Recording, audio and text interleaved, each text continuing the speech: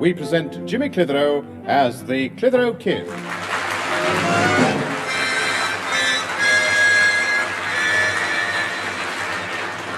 Haven't you finished stuffing yourself yet? It's only a toffee apple. Only a toffee apple? You've just had your school dinner.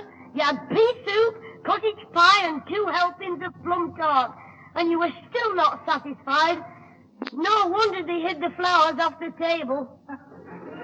I don't know how you're going to get on at football this afternoon. With the load you must be carrying, the best thing you can do is bring your roller skates. Anyway, you better get home. I'll call for you after I've got my football togs. Shall I see you across the road? No, I won't rather. Well, be careful. There's a lot of mad drivers about. Hello, Jimmy. Here's one now. Tear away, Alf, the wizard of the dirt track. What do you want, Alfie? Well, I've called for your Susan to take her back to work on my motorbike. And she said, don't forget to get some petrol, because the last time you ran out, I was late. But I can't remember whether I arranged to get 1 gallon and meet her at 2, or get 2 gallons and meet her at 1. It is Wednesday, isn't it? Yes, all day. Come in the house and have a lie down. Oh, give over. No, you see, I only wondered what day it was, seeing you coming home at lunchtime. But why aren't you at school? Well, if you must know, our school's overcrowded, and I've given up my place for somebody who needs all the learning he can get. Ah, that's nice. So if you'd like to buy my cap and satchel, you can start tomorrow. No. How would you like a slow puncture in your windpipe? Oh, it's you, Alfie. Yeah, hello, Susan. I thought I had your motorbike. I'm afraid I haven't had my lunch yet. Well, I got a bit mixed up over our arrangements, you see, and I'm not sure whether I'm going home first and coming for you at 2, or coming for you now and going home later. What? It means he doesn't know whether he's coming or going. Yes, that's right. Oh, bells, oh. Jimmy, what are you doing here? You're supposed to be at school. Oh, we've got the afternoon off. What for? We heard the teachers might be going on strike, so we've come out in sympathy. You take no notice of him, Susan. Yeah, Susan, shall I go home for my lunch and come back later? Oh, no, Alfie. Mother will cook you some lunch. Yeah, oh, no, I wouldn't like that. What? But, I mean, I wouldn't like to put it to any bother. Well, all right then. I'll cook something for you. Yeah, oh, I like that. What do you suggest I have? If she's doing the cooking, a large dose of stomach powder. Listen, clever boy. You better come and tell Mother why you're home from school. She's in the living room. Come in, Alfie. We'll go in the kitchen, Alfie. Yeah, that's all, Susan. There he goes. Yogi Bear in a crash helmet. Well, I'd better see Mum and find me football things. Hello, Mum. Jim's back. Oh, hello, Jim. I was just... Jimmy, what are you doing home from school at lunchtime? I've resigned. Stop being funny and tell me the truth. Come on. Our class has got the afternoon off. If you don't believe me, ask Repeating Reggie. Repeating Reggie? Mr. Wainwright. He teaches us nature study, and he always repeats everything. This morning he said, boys, I have some good news for you. Good news, very good news. The headmaster has given you the afternoon off as a reward for offering to tidy up the old people's gardens next Saturday morning. Class dismissed. Dismissed. Good morning, good morning, good morning. So, here I am, back here. I'm home, I'm back. Wait a minute. You're going to tidy up gardens for the old-age pensioners? Yes, it's Mr. Wainwright's new idea. He says if we get rid of all the dead plants and weeds and dig the ground over, we can learn a bit more about nature study at the same time. Quite right. Well, now I suppose you'll be wanting some lunch. Well, I had some at school before I left, but if there's any going here, I don't mind forcing myself. Jimmy Clitheroe, you greedy little thing. I'm only kidding, Mum. I mustn't eat too much, because we're playing football this afternoon. That reminds me, I left my things here. Where are they? I threw them in the tool shed. They're filthy, especially your shorts. Well, you always wear mucky shorts when you play with our mob. If you wear clean ones, they all shout, Sissy Clitheroe. Has your mum been on the telly with Hughie Green? Oh, very funny. Look, Before you go in the tool shed, just take these 2 cups of tea in the front room, will you?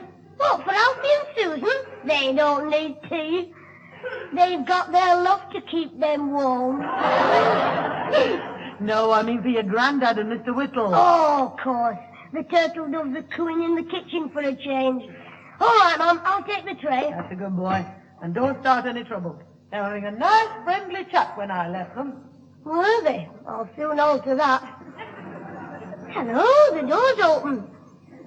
I wonder what they're talking about. Ah, Whittle, that new barmaid's a real charmer and no mistake. Charmer? She's the best-looking Judy that ever pulled a pint. You know, she'd pass for a film star anywhere. You know, she's very pornographic. I think there was this photogenic. Oh, well, whatever it is, I wouldn't mind finding her in my Christmas stocking. Hello, Grandad. Mr. Whittle. Jimmy? Here you are, Mr. Whittle. Oh, ciao, Jim. Oh, this is very nice. I was just ready for a bit of lubrication. Yeah, what are you doing home from school? Oh, I've been sent home. The headmaster said, Clitheroe, you know more than we do. We can't teach you anymore. Go home and start your own school. Oh, here he goes again with his jocularities. I'm not kidding, Jim. You're funnier than that Bruce Fosdyke. Oh, I'm all there with me cough drops. Look, Jimmy, do you mind telling me why you're not at the school? I've just told me Mum we've got time off because on Saturday morning we're tidying the gardens at the old people's cottages. You know, it's for those people who are too old to do it for themselves. Hey, hear that, Pete? You better get the lad tracking on your old onion patch. Whittle, I think I can manage my garden without help. I'm not that old, you know. Oh, I assure you, Pete, I wasn't implying that you're in a state of saline decay. Oh, you know, although there is something about you that makes you look older than you really are. Oh, well, what's that? Your face. Now, look here, Whittle. Ladies and gentlemen, introducing on my right, Whacker Whittle, the Bootle Basher. And on my left, Punch Up Pete from Paisley. Your referee for this evening, Mr. James Clitheroe. Jimmy, now just stop that. Stop it. Do you hear me? I'm sorry, Grandad. It was only a bit of fun. Yes, fair dues, Pete. The lad was only giving vent to his natural exorbitance. That's right, Grandad. I never started the row. It was Mr. Whittle when he said you had an old face. Now, don't argue with me. Now, go all clear off. Here, what's going on? It's your son causing trouble as usual. Oh, Jimmy, I warned you about this. You haven't been in here 2 minutes and I can hear the row all over the house. I'm sorry, Mum. I won't bother him anymore. Good. All right, Grandad, you can get back to the barmaid. What was that? Oh, nothing. Just a minute. Were you listening at the door just now? Well, I'm not sure. I mean, I might have. Well, you know, I Jimmy, out with it. Oh, heck. Mr. Whittle, are you staying? Oh, why'd you ask that, me little whacker? Well, I've a feeling that Big Whacker is about to see Little Whacker whacked.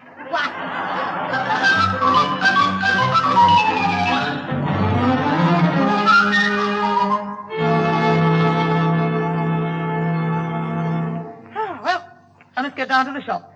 Oh, they soon get crowded on Saturdays. Are you going out, Father? Hi, Pat. I have a couple of things to do. I'm going to take my garden shears down to the ironmonger's and get my hair cut. Honestly, the things some people will do to save 3 bob. Hey, after he's finished with the shears, does he give you a singe with a blow lamp? That's funny. Jimmy, I packed your sandwiches for you. You say you'll be back this afternoon? Well, repeating Reggie said so. He said, boys, you can tell your parents you should arrive back home about 2. About 2. So you can expect me back at 6 o'clock. You're at the front door, Pat. It's Mr. Craythorpe. I just saw him through the window. I'll go. Oh, hello there, Jim. Sorry, we don't want anything today. I beg your pardon? Aren't you the man who flogs shaving brushes? Shaving brushes? James, you know very well who I am. Oh, yes, I know. Billy Fury. Look, I've called about some books for the Women's Guild. Oh, well, come in then. Thank you. Oh, it's you, Theodore. Oh, I'm afraid I'm just dashing out to the shop. Was there something you wanted me for? Yes, I called about the shaving brushes for the Women's Guild. What? They booked the account. Oh, I've left them on the sideboard. Jimmy will give them to you before he goes off to school. School? On a Saturday morning, Jane? That's right. I love that place so much, I can't bear to be away from it. Jimmy. You see, Theodore, the boys are going to do some gardening down at the old people's cottages. Really? Oh, how highly commendable. Well, I've got my shears, Pat. I'll walk down the road with you. Oh, hello, Theodore. Good morning, Mr. Sinclair. Ah, the shears. Are you going to do some gardening with James? No, he's going to get his hair cut. Now, James, we've had enough little jokes for one day. But I am going to get my hair cut. Where are you having it cut? On a sheep farm? Mr. Craythorpe, I think you're going to get a short back and sides any minute now. Jimmy, stop it. Come along, Father. I must go and get those groceries. Ah, well, I'll walk with you down to the ironmonger's. Well, cheerio, Theodore. You little cheerful Charlie. Bye-bye, Mr. Sinclair. Mrs. Clitheroe. See you again, Theodore. Don't forget to pull the front door to when you go, Jimmy. Right, Mum. Hello. Right, Mr. Craythorpe, I'll get those boots. Come on. After you, James. Oh, I say, in the confusion just now, I forgot the other reason for my visit. You see, I was going to ask your mother if you might come with me to the All-Stars football match. Oh, very interesting. Now, I'll just go... All-Stars football match? That's right. You see, they were selling tickets in the town hall yesterday, and I felt it my duty to set a good example and buy too, since it's a charity. After all, I am the head of a big department. Oh, you're a big head. Now, James. Well, come on, let's see the tickets. Kick off 11 a.m. Oh, we can make it easy. And we'll eat my sandwiches at half time. Come on. Not so fast, James. Isn't there something you've forgotten? What? Oh, yes, me rattle. I must take that. No. Oh, I know, me bugle. The gardening trip. Your teacher will be expecting you. Oh, heck, I'd forgotten repeating Reggie. Yes, he will be expecting me. Unless, of course, somebody's ill in bed. Yes, that's it. Someone ill in bed? Who? Me mum. But, James, she's just gone out. I know that, and you know that, but repeating Reggie doesn't. Where's that phone? Come on. James, I will not be a party to your telling lies to your teacher. I'm not going to tell any lies. I'm just going to ask him a perfectly innocent question. Now, he'll be at school just now. Good. I know the number. James, you really ought to be doing that gardening for the old people. Oh, I'll go and do a bit some other time. Now, listen while I bly repeating Reggie with science. Hello. Is that you, Mr. Wainwright? Sir? Good. Jimmy Clitheroe speaking, sir. Sir? I've got a problem and I want your advice. Your advice. If a lad's mother's ill on a Saturday morning, should he stay at home to help or go out gardening with his pals? Sir.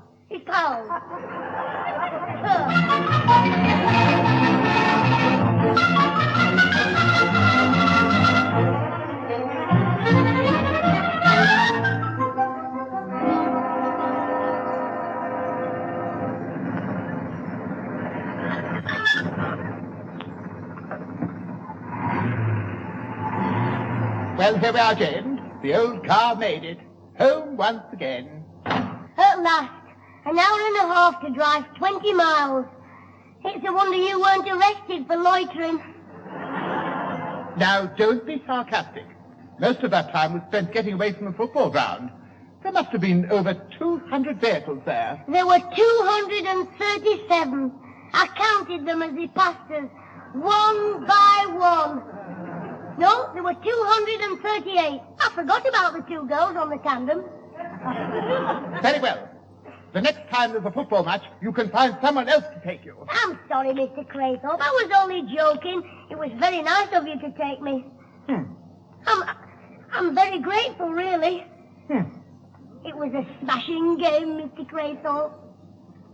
Oh, all right then. I'll forget it this time. Good old Mr. Craythorpe. Well, I better go.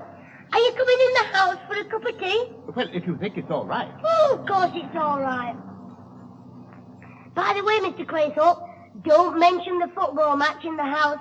Remember, my mum and Grandad think I've been gardening. Oh, I forgot about that. James, I don't think I'll come in after all.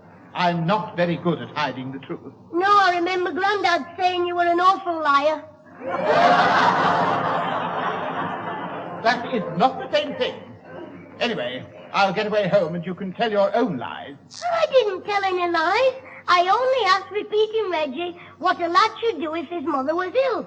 I didn't say my mother was ill, but Reggie said, you mustn't think of coming to do any gardening. No, definitely not. Mustn't think of it.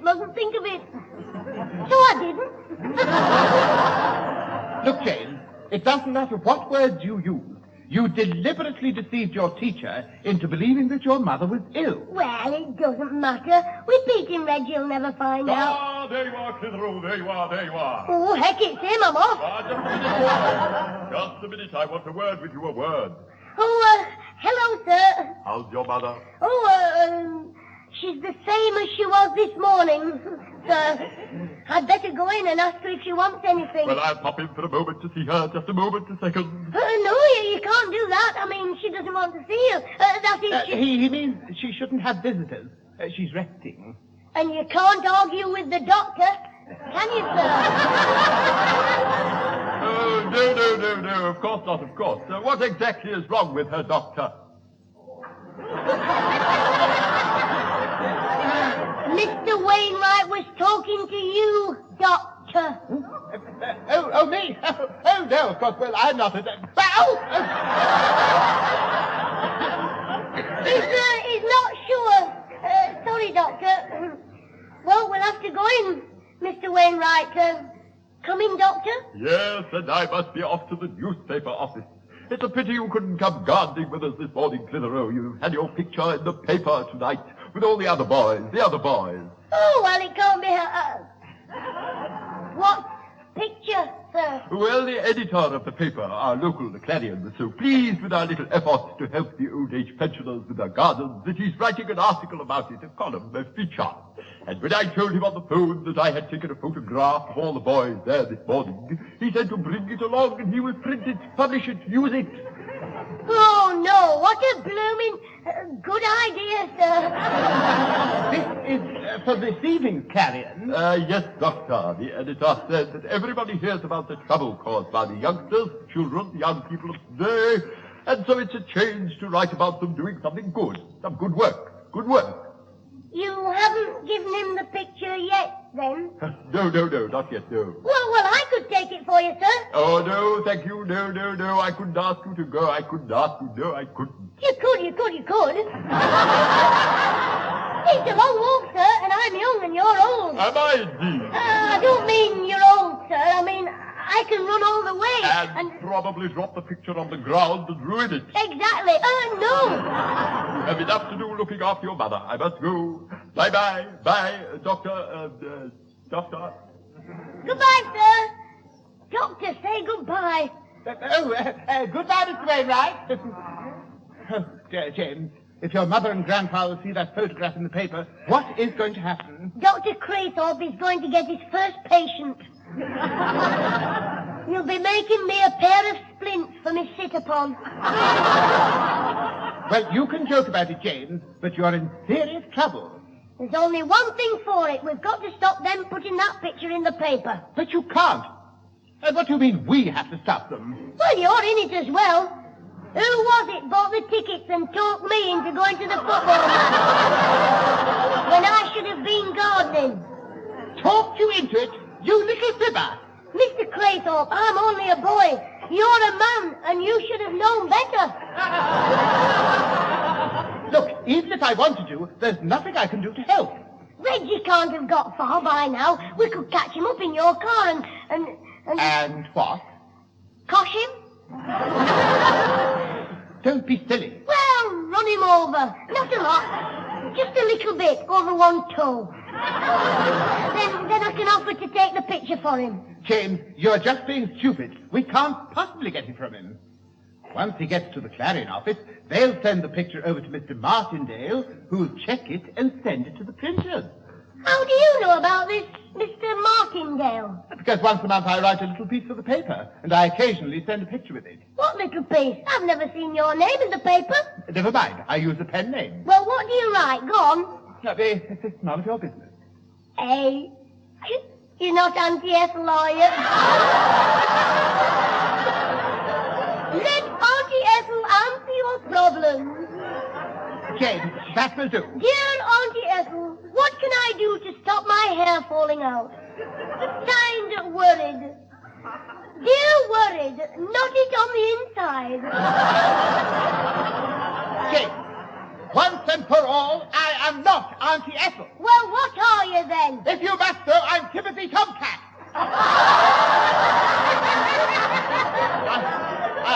I write a story every month about Timothy the Talking Tomcat. You don't. I do. Why, don't you like it? Oh, I think they're a scream. Don't miss the next exciting installment. A fight to the death between Timothy Tomcat and the savage ball of wool. Don't be funny. They're written for children, not delinquents like you. I'm only kidding, Mr. Craythorpe. Anyway, we're forgetting the trouble I'm in. Now, you know Mr. Martindale, don't you? Yes, but he wouldn't keep a picture out of the paper to please me. Look, you can get us into his office, can't you? Yes, well, I suppose so. Well, yes. once Reggie hands over the photo, we nip in and get it from Mr. Martindale. How do we get it from Mr. Martindale? Cosh him? Don't be so bloodthirsty. Look, there is no way of preventing that picture appearing in the paper. All right, then. I'll just have to stop the paper getting into our house. Well, I suppose you might be able to tear the picture out of... Oh, what am I saying?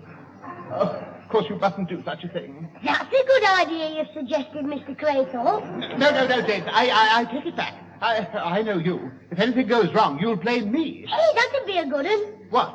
If I tore half the paper off and left a note saying, Timothy Tomcat strikes again.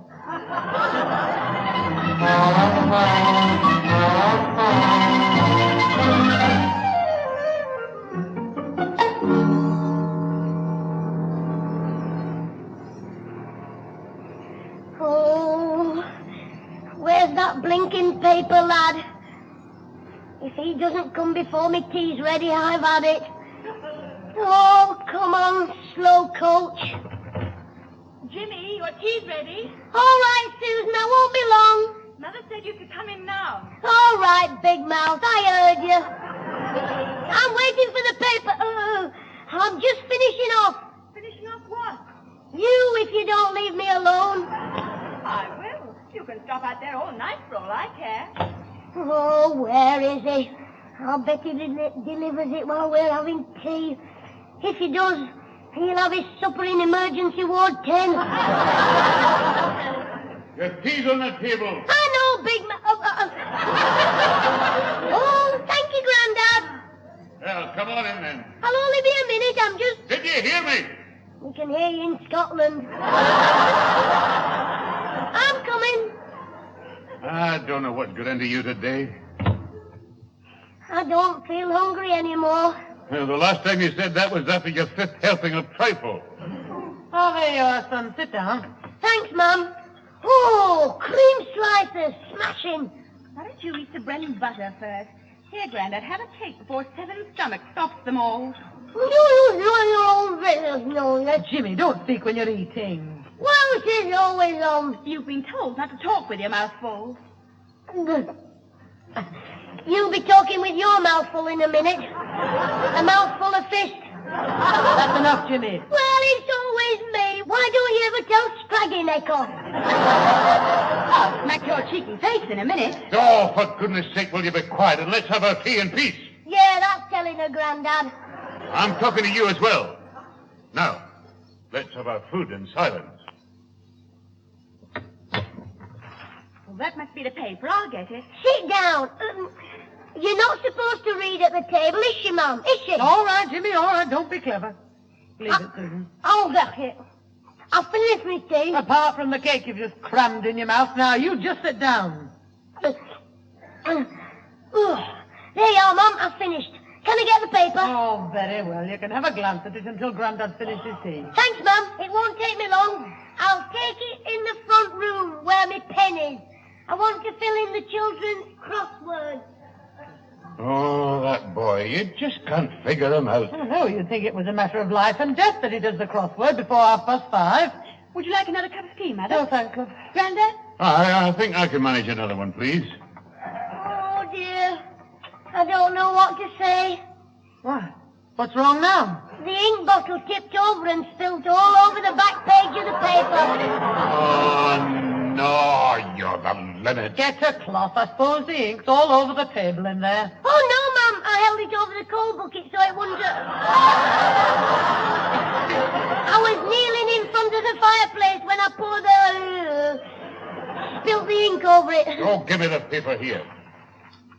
Oh, well, it's not too bad. At least it hasn't gone over the football results. Oh, I was careful about that. I was glad about that. I'll get it, Mother. I expect it'll be Alfie calling to take me out. It might be the dustman calling to take you away. Jimmy, let's have no more. Hello, Alfie. Hello, Susan. Oh, what lovely flowers. Come in. I'll be a little while, so take your coat off. Yeah, I like it on the hall stand. Oh, it's quick, you know. I saw these flowers and I thought them out. Who put that hall stand on the floor? Oh, Jimmy, will you cut it out? Alfie, are you all right? Oh, my legs. Oh, and look at me flowers. They're ruined. Come in and sit down. He spends more time on the floor than he does on his legs. Alfie Hall, the lad with the stuttering feet. This is no time for joking. Alfie, sit down, son. Is your leg badly hurt, lad? Oh, my legs are all right, but I fell on Susan's bouquet. I bet that was painful, Susan. Shut up, you. The flowers will be all right, Alfie, once I put them in water. Just you have a rest. I won't be long. Yeah, that's all, Susan. Now sit down, Alfie. I'll just put the kettle on and make a fresh pot of tea. Yeah, thanks, Mrs. Clitheroe. While you're waiting, you can have a wee look at the paper if you like. All except the back page with Jimmy covered in ink. Yeah, oh, I've got one myself. Would you like to borrow mine? What do you mean, Jimmy? I mean, you don't want to read while Alfie's here. You want to talk to him. Well, Yeah, that's all right. I can talk to myself. Yeah, I can just sit here. Well, I would like to see what was missing from ours. Well, I'll get it. It's in my coat. No, I'll get it. You just rest. The hall stand might trip you up again. Oh, he's a wee scallywag, that. Yeah, he's all right, Mr. Sinclair. See who's at the door, Jimmy. There's no harm in Jimmy, Mr. Sinclair. He's just full of fun. Ah, but he's got to learn there's a time and a place for fun. It's Mr. Whittle, Grandad. Hello, Pete. Ah, hello, Whittle. Hey, Alfie. Young Jim's been telling me about your acrobatic feats. Seeing as how I missed it, would you care to give me a repeat performance? You're as bad as Jimmy there. Now let's cut out the comedy. Where's Alfie's paper, Jimmy? Oh, the paper. Oh, yes. Hey, Alfie, you've been robbed. What do you mean? The newspaper bloke sold you a paper with the back page missing. Look. Oh, right, that's funny. The back page was all right before. Here, just a minute now. There's something smells fishy here. Oh, it's probably me. I've just cooked a kipper for the cat. Jimmy, you're hiding something. I'm going out to buy another Clarion. Hold on, With Pete. a back page in it. Hey, don't go mad. Squandering your baubles. I've got a Clarion here. That's what I come round for. To see if you'd noticed the photo on the back page. Jim's school pals. And Jim's not on it. What? Oh, I give up. Oh, don't some scousers' mothers have them?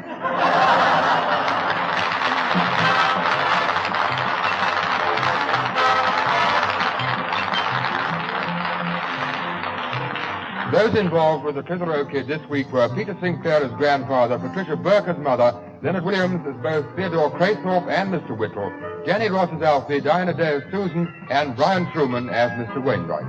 The recorded program, written by James Casey and Frank Roscoe, was produced by James Casey and starred Jimmy Clitheroe as the kid himself.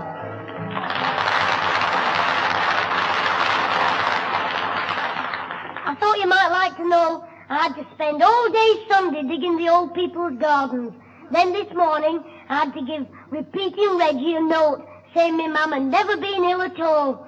He took out his cane and said, "Dear, dear, dear," as he clouted me rear, rear, rear.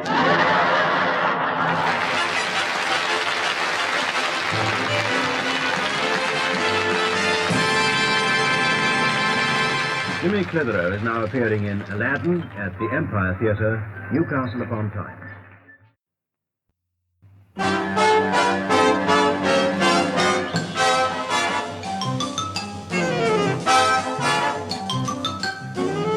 We present Jimmy Clitheroe as the Clitheroe Kid.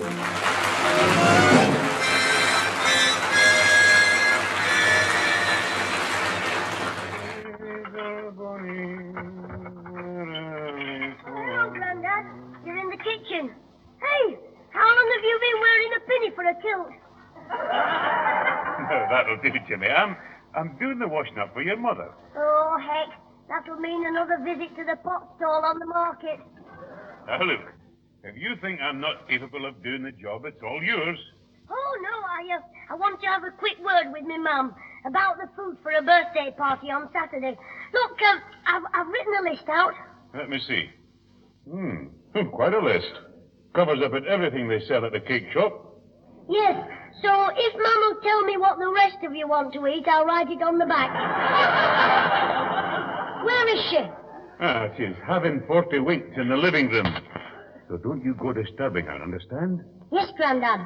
But she might have wakened up by now. I'll just go and see.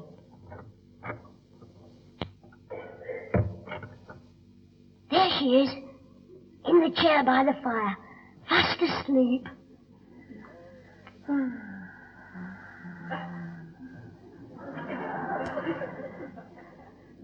Mom! Mom! Are you awake, Mom?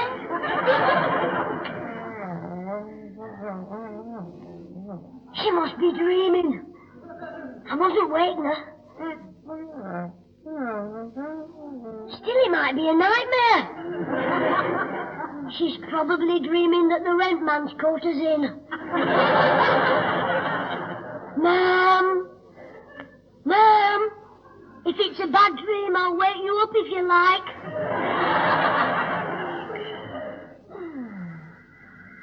Oh, heck, she is away.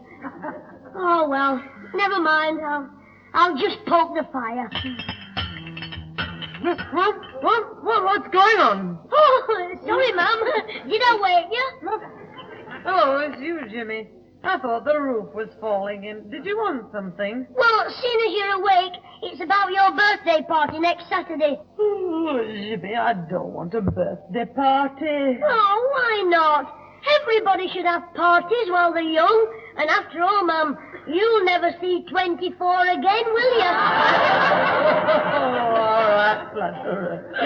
I had a party last year, remember? Oh, it was smashing. Ozzy was ill for 2 days.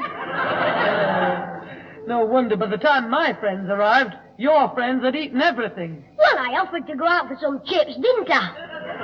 Oh, go on, Mum. Let's have a party and enjoy ourselves. Well, I don't know, Jimmy. Oh, go on, Mum. Force yourself. Oh, well, all right. But only a small party. Good. Just the family, Alfie Hall, perhaps Mr. Whittle from next door, and Mr. Craythorpe, of course. Oh, yes, we must have Mr. Craythorpe.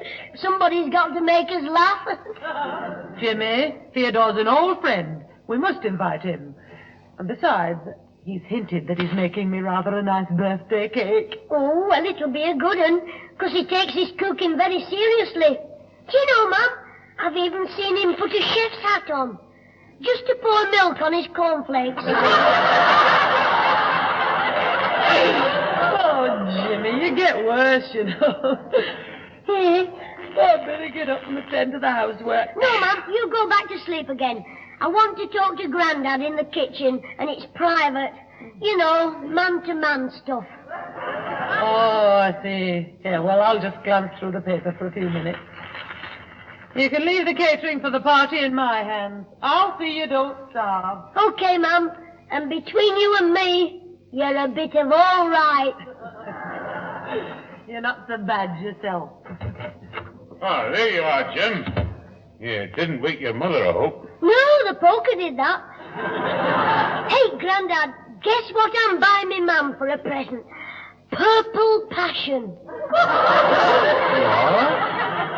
You remember? That scent. Mrs. Billington called the other night and put some on the back of my Mum's hand. And when you came home, she asked you to smell the lovely perfume. But all you could smell was draft bitter. No, that's enough of that now. Yeah. I thought your mother said that perfume cost £1 for one wee bottle. I know. Daft, isn't it? Anyway, that's what I'm buying her. Wait a minute, little Lord Rothschild. You mean you've actually got £1 to spend? Yes, it's in my wallet. You've been spending your money like mad just lately. How do you do it? Oh, I've got ways of making money. For instance, I do all his homework for him. I charge him 6pence. But you're always having trouble with your own homework. So how can you get right answers for Rosie? Oh, if he wants right answers, I charge him a bob. Aye, well, it all sounds improbable to me. But if you've raised the £1 to buy the present, well, that's fair enough. Come in, Alfie. Yeah, that's all, Susan. Oh, Susan. Hello, Grandad. How are you, Alfie? Oh, I'm fine, Mr. Sinclair. Grandad, Alfie and I want to talk to you about a birthday present we're thinking of buying for Mother. Oh, I see. Well, as long as it's not carpet slippers, because that's what I'm giving her. Which reminds me, I must check the size. Yeah, oh, I should think it'll be the same size as my mother's. 6 and 7, 8. Listen to Wonder Brain. Alfie, that's to do with her head. Oh, be daft. She doesn't wear carpet slippers on her head. If she's in your family, anything's possible. If you were going to be cheeky, you can just give me back that 5 bob I lent you. Alfie, you lent Jimmy 5 shillings. What for? Oh, nothing, Susan. Go on, tell us about the present you're going to buy me Mum. Now, just a minute, my lad. Alfie, what's this about lending Jim some money? Well, he saw me in the street at dinner time. I was stopped on my back at the crossroads, and Jimmy waved to me just at the same time as a policeman, and I wasn't sure whether to go for the policeman or to stop for Jimmy, so I went into first gear and put my brake on, and I fell off. Alfie, please, the money. Oh, yes, of course, the money. What money? Oh, the money. Alfie, did you lend Jimmy 5 shillings? Yes. You see, he said he was broke, and he'd already borrowed 15 shillings off Mr. Craythorpe and Mr. Whittle, so as I got no change, he gave me 15 bob in exchange for a £1 note and said we'd call it straight. Jimmy, you didn't tell me. What is Purple Passion? There it is on me Grandad's face. Aye. And no wonder. So you've been borrowing your way out of difficulties again, have you? Oh, Grandad, I'll pay it back, I promise. That's not the point. It's time you were taught the value of thrift. Thrift? Is that one of them salt powders?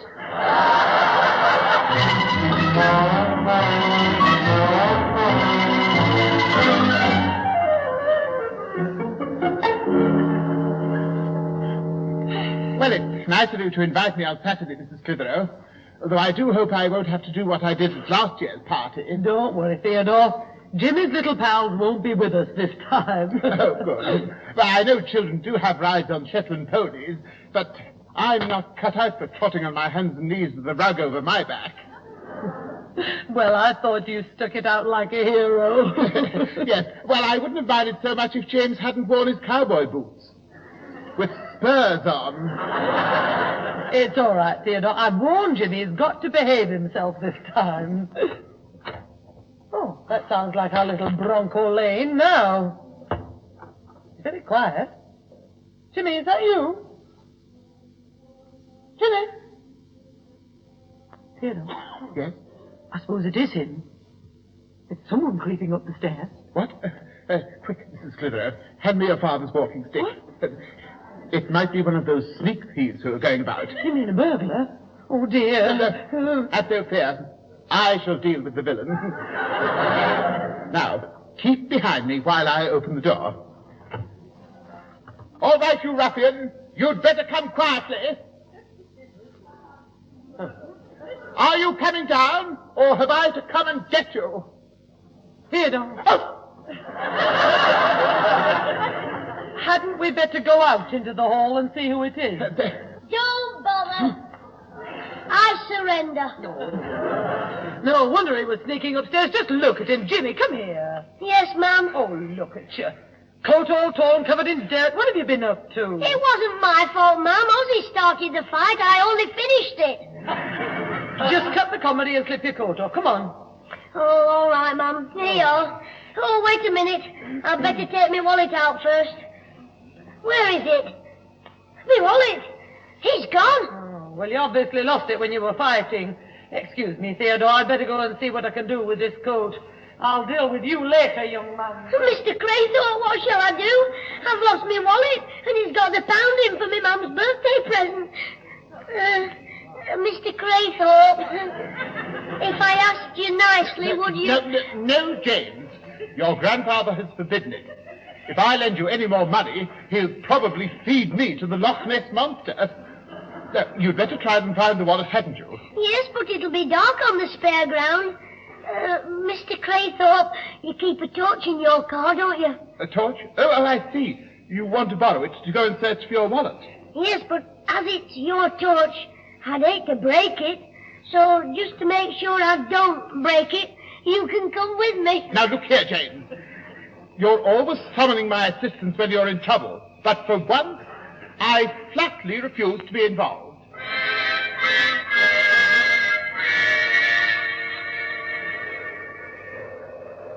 Well, it isn't here, Jane. Where else shall we search?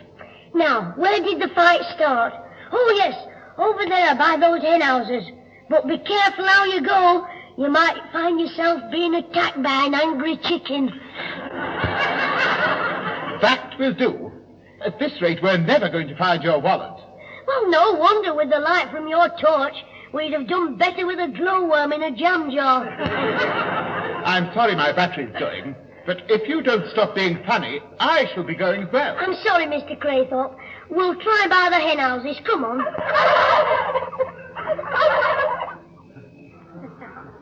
What was that you said, Mr. Craythorpe?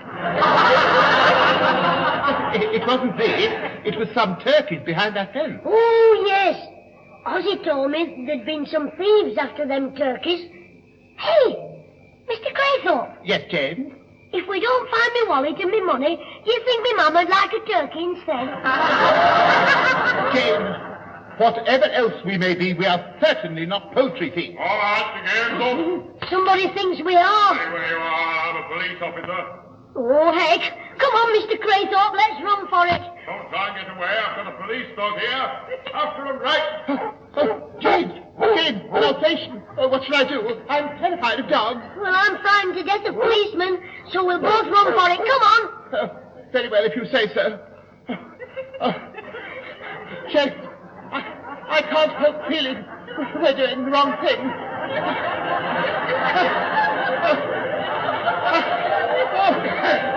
I shouldn't be running like this. I know you should be running twice as fast. But surely we can't escape from the dog. Look, I know this field. We're heading straight for a ditch. Once we're across it, the dog will lose our scent. Oh, did I say dog? Sounds like a werewolf.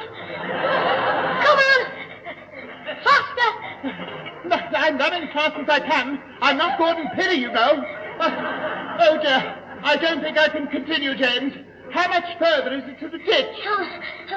I'm not sure. I'm sure now.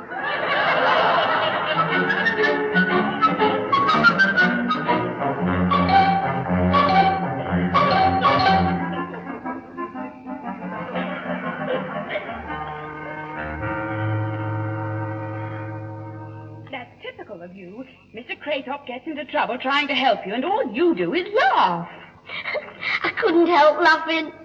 There was Mr. Craythorpe, up to his ankles in mud, talking to the copper and trying to be all dignified. He said, "I assure you, officer, I am a citizen of some standing." Then he put his umbrella over his arm, picked up his bowler hat out of the ditch, plonked it on his head, and nearly drowned himself in ditch water. Oh, dear, good old Theodore. I'm surprised at you laughing, Grandad. Well, you dare laugh in case you crack that war paint you plaster on your mug. No, Jimmy. Now, Susan's right. I shouldn't encourage you. The fact is, you've lost your money through fighting, and you've got to learn your lesson. Yes. You won't be feeling so comical when Saturday comes and you haven't got a birthday present to give to Mother. Oh, that'd please you, wouldn't it? Well, I'll borrow £1 off Grandad, and I'll pay him back if it takes all my pocket money for 3 months. Oh, will you? Yes, I will, Grandad. I'll pay you back. Oh, there's no need to pay me back. Oh, thanks, Grandad. Because I'm not lending you anything. See, Susan, there's just what? Not a penny. Oh, but you said I hadn't to borrow off anybody outside the family. Grandad's quite right. And don't ask me for anything. You, Maggie the miser? If you had measles, you wouldn't give anybody a spot. I'll smack your face. Go on, then. Go on. Will you both keep quiet? Pardon me, am I interrupting the Berlin Peace Conference? Oh, it's you, Whittle. Yes, the front door was open, Pete, but I knocked on this door, although I don't think nobody heard me on account of the fracas you was having. We were just having a private family discussion. I'd love to see you having a row. Well, Mr. Whittle may as well know, Grandad. After all, he is one of the people who lent money to Jimmy. It was only a few bob. After all, the kid's got to give his mother a birthday present. And knowing your financial difficulties, Pete, well, it was the least I could do. What financial difficulties? No, Pete. Jim, explain how things Mr. Whittle, would you like a cup of cake, a piece of tea, a cup of tea? I'll go and put the kettle on. Fine, I'll talk to you later, Jimmy. Whittle, it was very kind of you to help Jimmy. But I want your word. You won't lend him any more money. Well, if you feel that way about it. I do. Okay, in that case, I'll suspect your wishes. I'll stick to me money like a Scotchman. No offense, Pete. Sorry. Well, all right, Whittle. Hey, funny thing, I come round here to borrow something myself. You wouldn't like to borrow my brother for a year or two, would you? Oh, no, I don't think I could cope with him full time. Well, I must be off. Bye, Mr. Whittle. See you later, Grandad. I'll tell you, Sue. Bye, my dear. I was wondering, Pete, if you had any turpentine. I've run out and I'm doing up the house like. Oh, painting, are you? Oh, the lot. I'm doing a real job of ulterior decorating. Are you? Well, I think I've some trucks in the shed. Hey, Jimmy, Yes, Grandad? will you go out to the shed and get Mr. Whittle a bottle of turpentine? Are you sure he wouldn't sooner have a cup of tea? Hey, get off with you. I'm doing a bit of painting. All right, I'll get it. You know, it's surprising, Pete, how much turpentine you need with this stuff. I'm using that emotional paint. Are you now? Yes, well, I like things to be modern, you know. Like 2 different kinds of paper, 1 striped. All contemptuous. Yes, I'm sure it'll be very contemptuous. Because the old fella, me dad, oh, he's dead old-fashioned. He has them cloths over the chairs, you know, to keep the hair oil off. You know, anti-mascaras. Here you are, Mr. Whittle. 1 pint of turpentine. Oh, thanks, Jim. Mr. Whittle, have you got a lot of work to do? Oh, fair amount, Jim. If the old man had his way, I'd be at it for a month. He wanted the dining room doing with that embossed paper. You know, the pimply stuff. All lumps.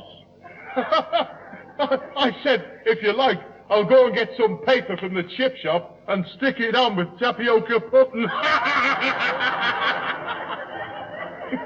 Well, if you had somebody to help you, how much would you pay him? In your case, Jim, 6p an hour to keep away from me. Now, don't bother Mr. Whittle. You've got to raise some money on your own. But remember, no borrowing, understand? And remember the words of Shakespeare. Neither a borrower nor a lender be. For loan oft loses both itself and friend, and borrowing dulls the edge of husbandry. What do I care? I'm not married.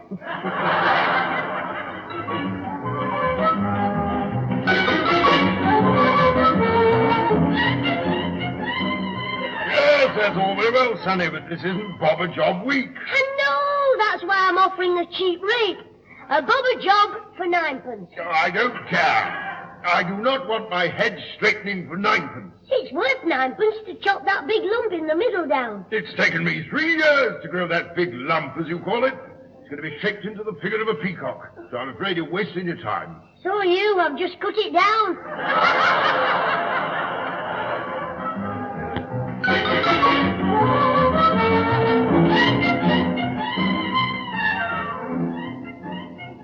Hello? Hello? Is that the post office? Do you want any part-time postmen? Well, what if I am a lad? It's only a few weeks to Christmas. Well, do you want any stamps licking?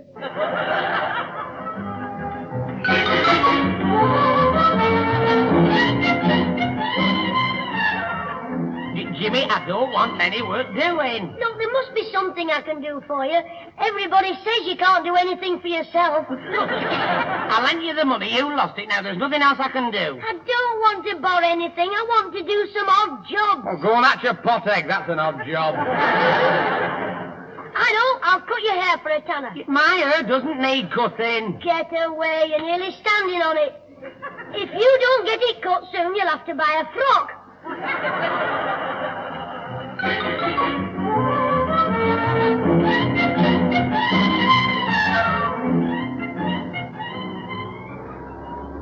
3 days flogging myself to death for a measly 4 bob. Still, this might do it.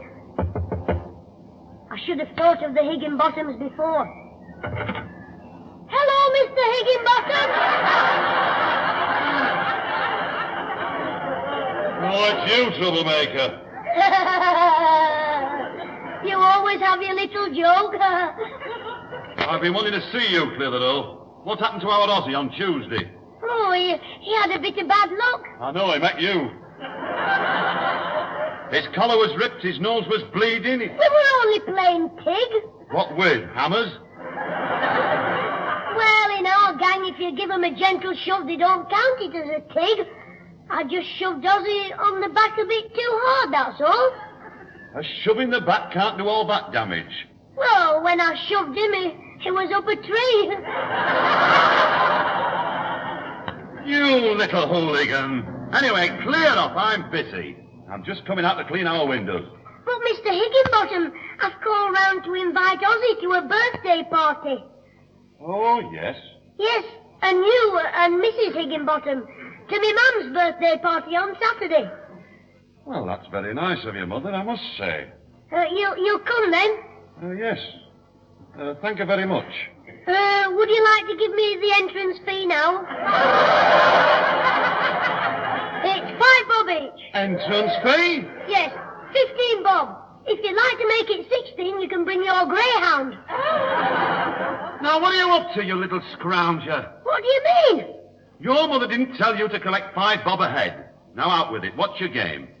Well, I've lost the money I'd saved for my mum's birthday present. I need £1, and all I've made in 3 days is 4 blinking bob. I see. Well, your mother's a nice woman, so for her sake, I'll help you. Oh, thanks, Mr. Higginbottom. I'm not doing it for you. I still think you need a good hiding. Yes, Mr. Higginbottom. It's very kind of you to give me 16 shillings. I'm giving you nothing. You big twister, you said. I'm going to give you some work to do. Oh, good old Mr. Higginbottom. Here, get hold of this bucket and cloth, and I'll get these steps ready for you. What do you want me to do? Clean these bottom windows. They're due for a wash today. From the muck on them, they were due for a wash when King Canute got his feet wet. What was that? I said I'll have to be careful I don't get my feet wet. Anyway, I'll wash all the bottom windows for 16 bob, right? Wrong. You're washing for 2 bob. 2 bob? That's right. I'm not mad altogether. You can fool me. All right, I'll do 'em. 2 bob for this lot. Whoops. Oh, what's happened? Don't worry, Mr. Higginbottom. I won't charge you for that one.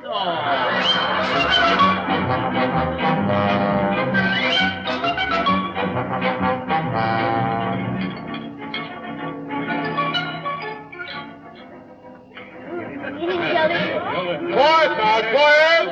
Give order. Silence, please. Silence for Mr. Whittle. Thank you, one and all. Well, what I want to say... Oh, get on with your speech, Whittle. All right, Jock, don't bust your spelling. Come on, Harry, let's have it. If you're not going to make a speech, show us your muscles. Right, so hang on. All I want to do is to propose a toast to a lovely young woman. It's my birthday, Harry, not Susan. It's you I'm talking about, Pat. A toast to the loveliest and nicest young woman in this or any other street. Here's to Pat, who looks as though she's only just old enough to have her 21st. Go on, Harry, I can listen to your sort of life forever. He's right, Mrs. Clitheroe. Here's to the night. Belt up, Alfie!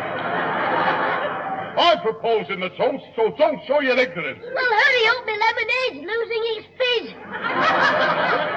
Jimmy, go on, Mr. Whittle. Yes, carry on, Harry. I'm sorry, Mr. Whittle. Thank you.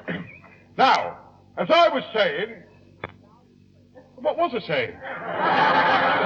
You were telling lovely fibs about how young I look. Quiet now, quiet. Oh, Whittle, stay cheery and let's drink the toast. All right.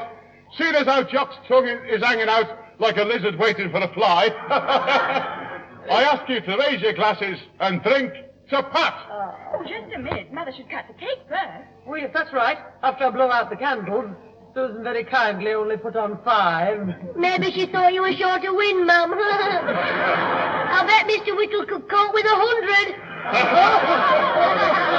Oh, that's a good one, Jim, son. You're wrong, you know. You drink first and then cut the cake after. Because when my Auntie Mary got married to my Uncle Tom, her eldest daughter, of course it was a second wedding. My Auntie Mary's, I mean, not a daughter's. Well, she said that when... Somebody put a sack over his head. No. Quiet now, everybody.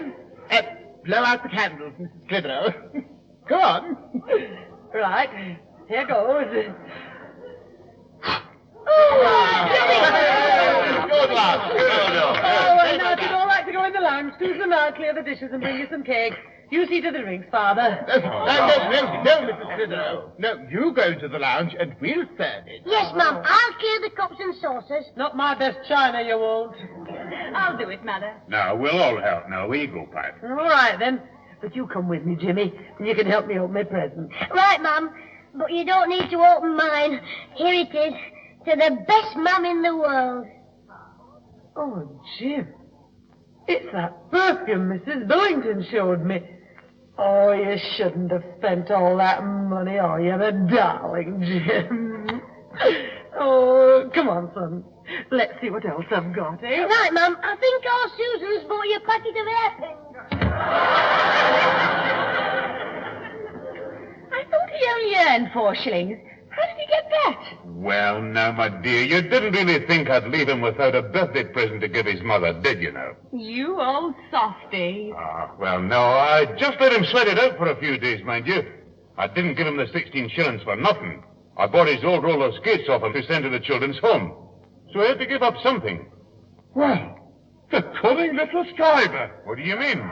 He touched me for 7 and a tenner for a set of dominoes with the double 6 missing. They were mine! Well, I'm surprised at James. He got 12 shillings from me. And what can I do with a pair of boxing gloves? You'd better join me. I bought his punch bowl. For Sam Bob. The wee scamp. 7 and 6, 10 bob, 12, and my 16, £2, 5 and 6pence. And the perfume was only £1. Hand out. My mum said, have you given everybody a drink? And Jimmy, you made 25 and 6 profit out of your mother's present, didn't you? I did. And that reminds me. What? How long do I have to wait for your birthday?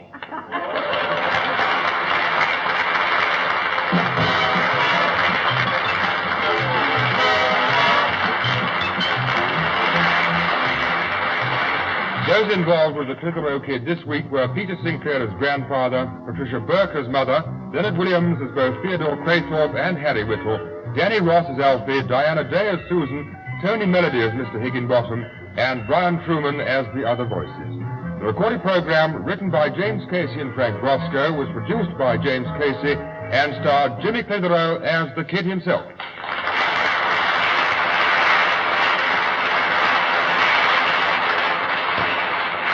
In case you were wondering, nobody told me Mum about me. They said they'd let me off because it was her birthday. I still went to bed with a shocking pain. No one laid a finger on me. I just laid me hand on the birthday cake too often. Oh, me aching tum.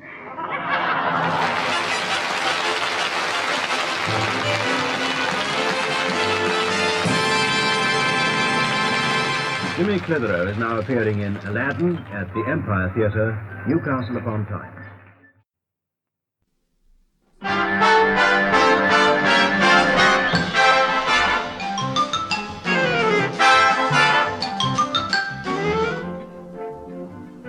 We present Jimmy Clitheroe as the Clitheroe Kid with Peter Sinclair, Patricia Burke, Leonard Williams, Danny Ross, and Diana Day in... After the film was over.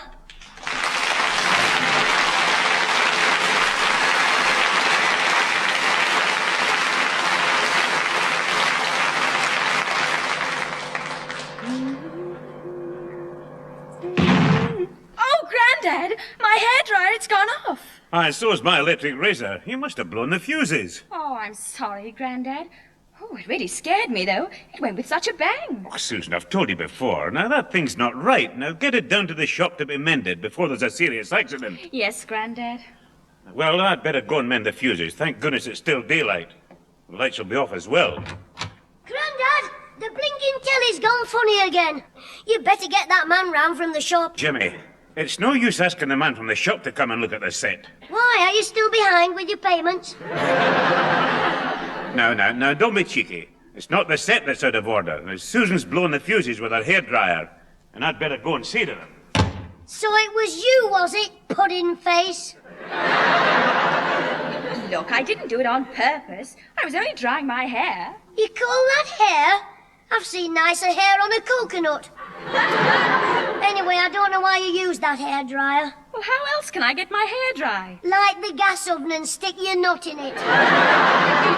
Oh, get away from me, you cheeky thing. I'm going to tell me Mum what you've done. Mum, guess what that daft thing in the kitchen's done? Sister Susie's blown the fuses. All right, Jimmy, I've heard all about it from Grandad. He'll have everything back to normal in a few minutes. But it'll be too late then. When the picture went off, there was the Lone Ranger with an arrow stuck in his side, surrounded by 12 Apache Indians, and only one bullet left. Now I'll never know how he got out of trouble. Oh, well, don't worry. Knowing the Lone Ranger, he'll probably pinch a feather from an Indian and fly back to Dodge City. Every Saturday night, it's always the same. You get stuck in front of that set, reveling in the violence and bloodshed. I'd sooner go and see that picture at the Rialto. Oh, well, that would be a change from television. Good. Well, if you'll get yourself ready, I'll buy the chalk ices. You what? Well, it's what they call an A picture, and I'm under 16. But when we get there, Ma'am, don't hold me hand while we're going in, will you? I feel all right, Charlie. Jimmy, just a minute. I'm going out tonight. It's the old age pensioners' concert. I'm sorry, love, but I can't go with you to the pictures. Oh, well, never mind, Mum. There's plenty more fish in the sea. Oh, there you are, Jim. Hello, fish face. Grandad. Well, I've mended the fuses, so now you can get back to the Lone Ranger. Oh, I'm not going to bother. I was just saying to me, Mum, there's far too much violence on the telly. Aye, and I'm inclined to agree with you, Jim. Good, so if you'll promise not to snore when the cartoon's on, I'll take you to the pictures. Oh, no. Your granddad's going with me to the concert. Oh, heck. What's he on about? He wants to see some film at the Rialto, and he can't go alone because he's under 16. I know one thing. I should look a lot older than 16 with the worries I've got. At this rate, I'll have grey hairs before I've started smoking. Oh, yes, you're very hard done to, you are. Now listen, we shan't be back home much before midnight, so you be sure to go to bed at your usual time. Yes, Mum. And no getting into mischief. No, Mum. And don't go getting yourself worked up watching the television. Is it all right if I sit in the bath with me rubber duck? Now, never mind the sarcasm, my lad. Now, come on, Pat. You'd better get away upstairs to get ready. Oh, yes, we haven't much time. I'm coming, Father. Ooh, what a life. There must be somebody who'll take me. Oh, of course. Scraggy Annie in the kitchen. I'll make with the Maurice Chevalier charm. Thank heaven for little girls. Can I come in, please, Susan? Well, what do you want now? I just want to bask in the sunshine of your smile. What? Yes, I'll bet when the lights go up at the interval, all the usherates will say, "Look, that's Susan Clitheroe sitting with her brother. Why, she's even more good-looking than he is." What are you up to? Nothing. And I promise you, Susan, I'll go to the pictures every night when you're a film star. Me? A film star? The girl you call Pudding Face? They can do wonders with makeup. What's that? I wondered whether you'd like to make up our quarrel and come to the pictures with me. Oh, did you? It's a good picture, Susan. You like it. It's called Massacre on Fifth Avenue. I'm not interested. I'm going out. And it won't be to the pictures with a delinquent like you. All right, then go out. Go to the zoo and give the monkeys a laugh. Oh, get back in the living room and leave me alone. All right, I will, stringy bonds. I'm not kidding you, Pete. By the time I've got to the end of this joke, you'll be in hystericals. Aye. By the time you got to the end of the joke, I'll be in bed. Hello. Sounds like Whack-a-Whittle's telling Grandad one of his jockularities. Hello, Jim. Pardon me a sec, son, while I finish this comical antidote. You see, Pete, the fellow arrived at the farmhouse, like I said. Oh, Pete, you'll laugh at this one. You'll split your kilt. Oh, get on with it, will you? Well, I'm doing my best. Now, listen, when the farmer's daughter opened the door... Here it comes, Pete. The commercial traveller looked at her and said, "Pardon me, but didn't we once meet in a funny story?" Do you get it, Pete? Aye, I've got it. But I don't think he wants it. Well, if you'll excuse me, Whittle, I'll get my overcoat out of the front room. OK, Jock. The next time I see you, I've got another one. It's about two talking pigs. You'll love it. Yeah, I'm afraid he's losing his sense of humour, Jim. Ah, well, it's time I scarpered. Why, are you going to the concert as well? What, not me, Jim. I was going down to the dogs, but I changed my mind owing to the indecent weather. I'll probably sit and talk to my old dad a bit. At about 9, I'll maybe graviate towards the nearest boozer. Did you know there's a good picture on at the Rialto? Oh, why? It's called Massacre on Fifth Avenue.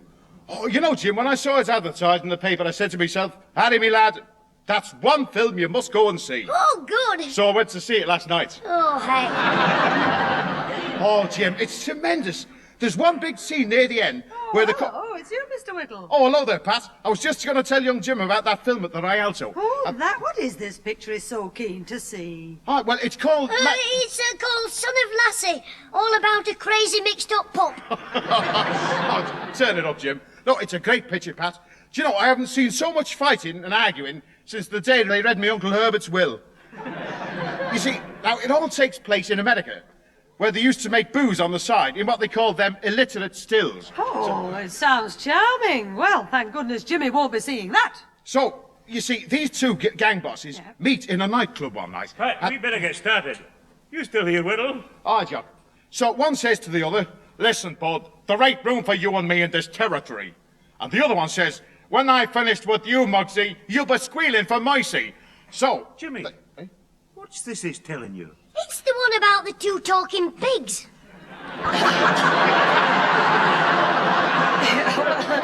Mr. Whittle, we really must be going No, now. listen, just let me tell you the end. You see, these two rival gangs meet in Fifth Avenue. They're carrying guns in violin cases, and there's that many of them, they look like Barbarelli's fiddle section.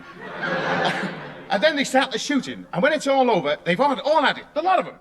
That's how it all ends, you see. There's bodies in the streets, bodies in the cars, bodies in doorways. And they all live happily ever after.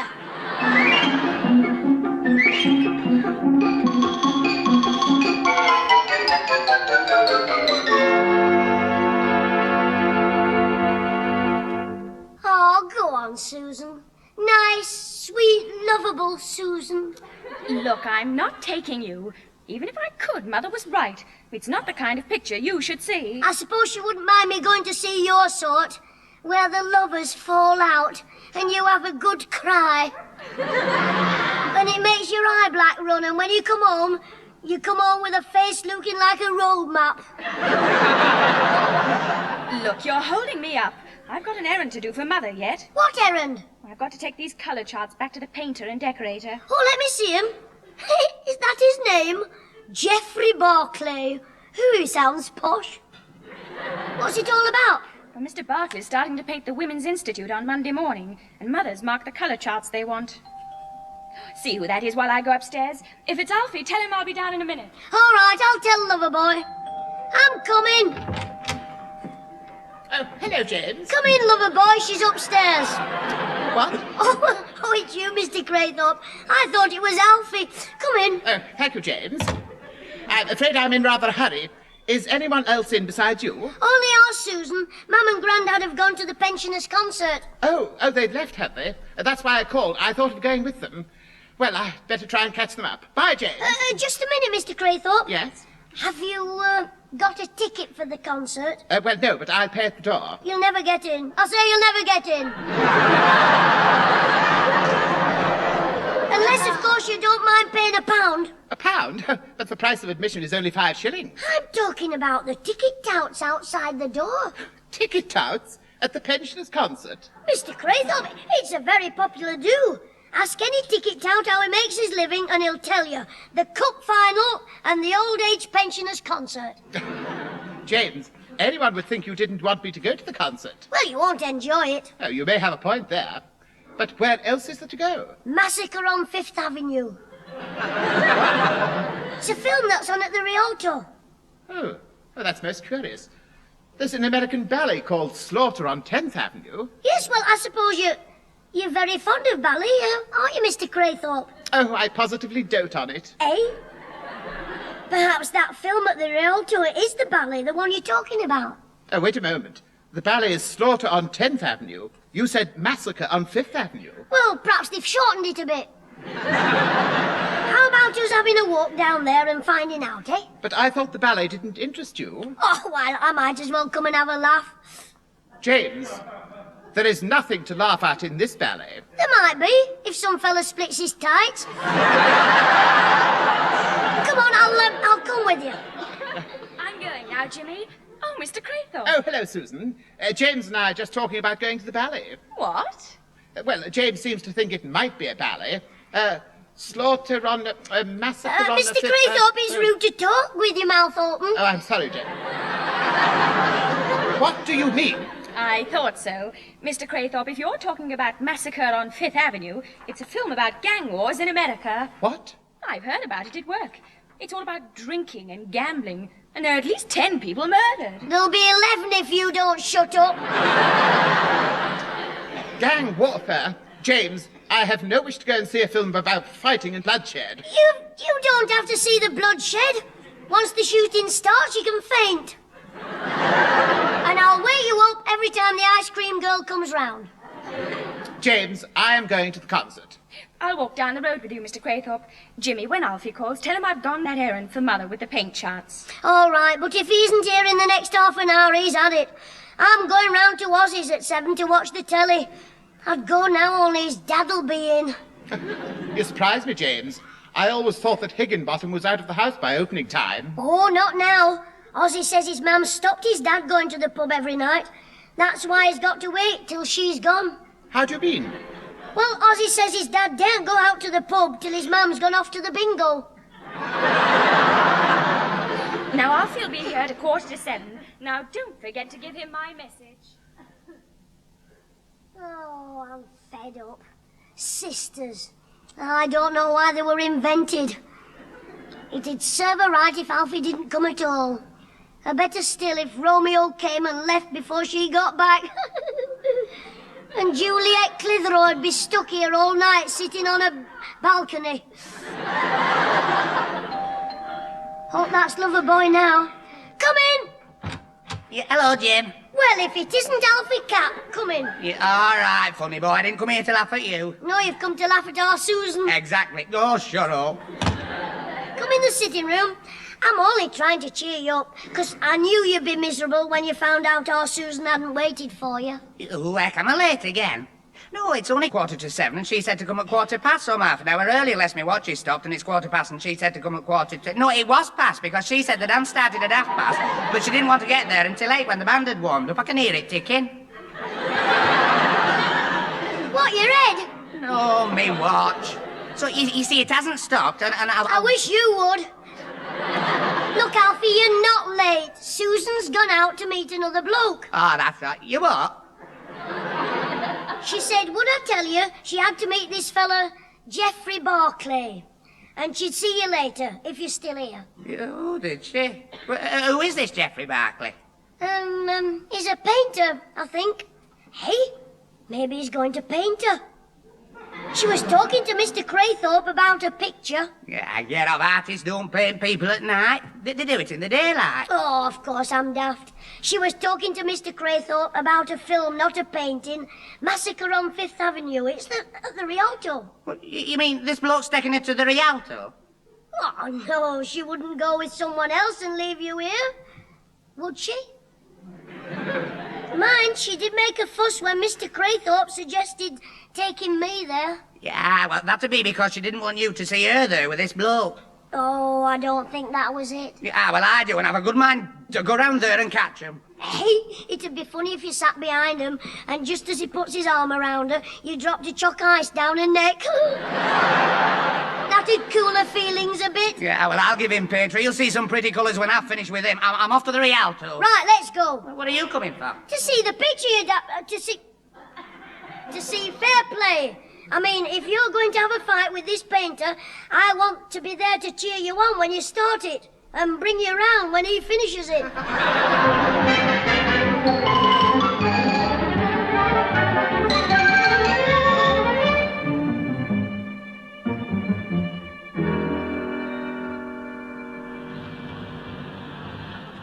Bye, Mrs. Eccles. Bye, Mrs. Billington. Oh, come on, Ma'am. Goodbye, ladies. Jimmy, what's all the hurry for? Say goodbye to Mrs. Billington and Mrs. Eccles. Bye, Mrs. Billington. Bye, Mrs. Eccles. All right, let's go. What is all this? You dashed out of the church there the second the service was over. You'd have thought the place was on fire. Well, if Mum doesn't get home soon, we'll all be ill. What do you mean we'll all be ill? I mean, Susan will start cooking the dinner. Never mind the jokes. You're up to something, my boy. I'm not, Grandad. Anyway, Alfie waved as we came out. I think he wants a word with me. Oh, you don't want to talk to him, Mum? Why not? Well, it wouldn't be fair to Susan. You know she's cross with him. Since when have you worried about being fair to your sister? Well, the vicar said we have to love our enemies. Yeah, hello, Mrs. Clitheroe, Mrs. Sinclair. Too late. Ta-ra, Alfie. We were just going. That'll do, Jimmy. Hello, Alfie. Oh, my lad. Didn't Susan come to church with you this morning, Mrs. Clitheroe? No, she went to the early service, Alfie. Oh, that's a pity. Because I was hoping to see her. I wanted to talk to her to find out if we were speaking. Yeah, I mean, to speak to her to find out if we were talking. If she was talking to me. I don't quite understand what you mean, Alfie. That makes two of you. It was last night, you see. I came round for Susan. She doesn't want to know. Jimmy. I mean, you don't want to interfere in Susan's affairs. You know, you say you always mind your own business, so you want to do it this time. You're cheeky. No, Mum, I mean, you don't want Alfie to call Susan, to blame Susan. Now, that's enough from you, my lad. Now, just keep quiet. Now, go on, Alfie. What's the trouble? Well, I was going to take Susan dancing last night, but when I got to your house, you were out. Ah, well, that's it then. Come on, Mum. Will you be quiet? Go on, Alfie. Well, Jimmy told me that Susan had gone out. Hey, there's Mr. Craythorpe. Hello, Mr. Craythorpe. Ma'am, it's Mr. Craythorpe. Ah, fancy seeing Mr. Craythorpe. Oh, that's no great surprise, since he was in the church when we arrived. Hello again, everyone. Hello, Alfred. Yeah, hello, Mr. Craythorpe. Look, Mrs. Clitheroe, is your Susan in the house now? Yes, she'll be getting the lunch ready. Why don't you go round, Alfie, and make up your quarrel, whatever it's about? Well, I've got to be home soon for my dinner, so I'll call round later. Hey, I know, I'll go down to the phone box there and ring her up. Ah, that's it. You do that. Right, I will. Good-night, everybody. See you later. Oh, heck. Hey, Alfie, don't be soft with her, and don't believe anything she says. Stop shouting things like that. Really, James, you are naughty sometimes. You're asking for trouble, my boy. Now, come on then, Pat. Let's away home. Yes, come along, Jimmy. Are you coming round, Theodore? Well, no, as a matter of fact, I wanted to take James back to the church. What? Why, Theodore? The vicar wanted a word with him, something to do with the choir. Oh, heck. You go on with Mr. Craythorpe. I'll keep your lunch warm for you. Come on, Father. But, Mum! Do as your mother says now. Cheerio, Theodore. Right, Pat? Bye, Theodore. You behave yourself, Jimmy. Goodbye, Mr. Clitheroe. Cheerio, Mr. Sinclair. Bye now. Well, you're a right pal, Mr. Craythorpe. I'm a better friend than you realise. If I hadn't come out for you, the vicar would have come himself, whilst your mother and grandfather were here. Well, what of it? He doesn't want you to come back into the choir. Oh, good. He wants to know what happened to the organ pipes. Oh, heck. Well, look, Mr. Craythorpe, you explained to him it was all a mistake, and I wasn't there. It was two other people. Ah, so you found him, Clitheroe. Oh, dear. Hello, Vicar. How are you? Tell me, since you are no longer in the choir, what were you doing in the choir loft last Friday during choir practice? Eh? Come along. Now, what are you waiting for? I thought you hadn't finished humming.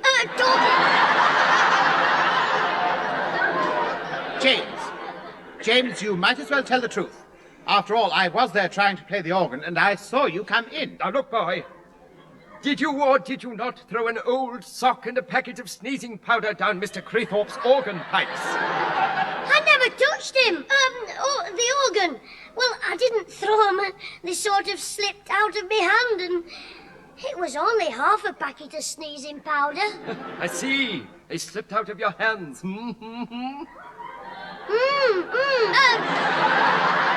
Yes.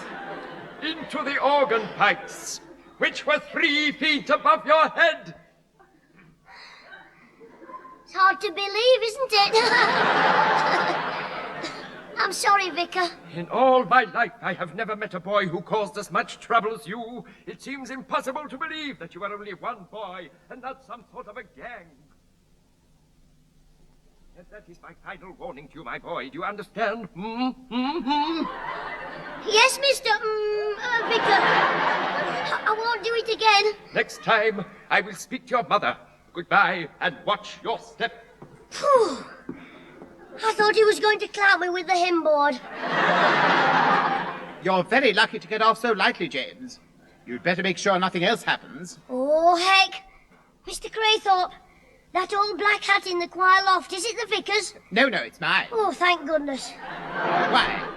That's where I poured the other half of the packet of sneezing powder. James, really, this is too much. I'm very cross with you. Ah, so am I. In fact, I think I'll wring his blooming neck. Help! They've both gone mad. Send for the vet. You little imp. You'll be for it when I tell Susan the truth that you got me to take you to the Rialto. So you found a mug after all, did you, James? I mean, you got Alfred to take you. You know your mother had forbidden you to go? Well, clever boy, what have you got to say now? I've been Lumbered. Hey, didn't you tell Susan on the phone? She wouldn't listen. She just told me how she'd sat in all night and then hung up. You don't worry. As soon as I've had my dinner, I'll be round at your house and your name will be Mud. After I've eaten the dinner our Susan cooked, I'll be too ill to care.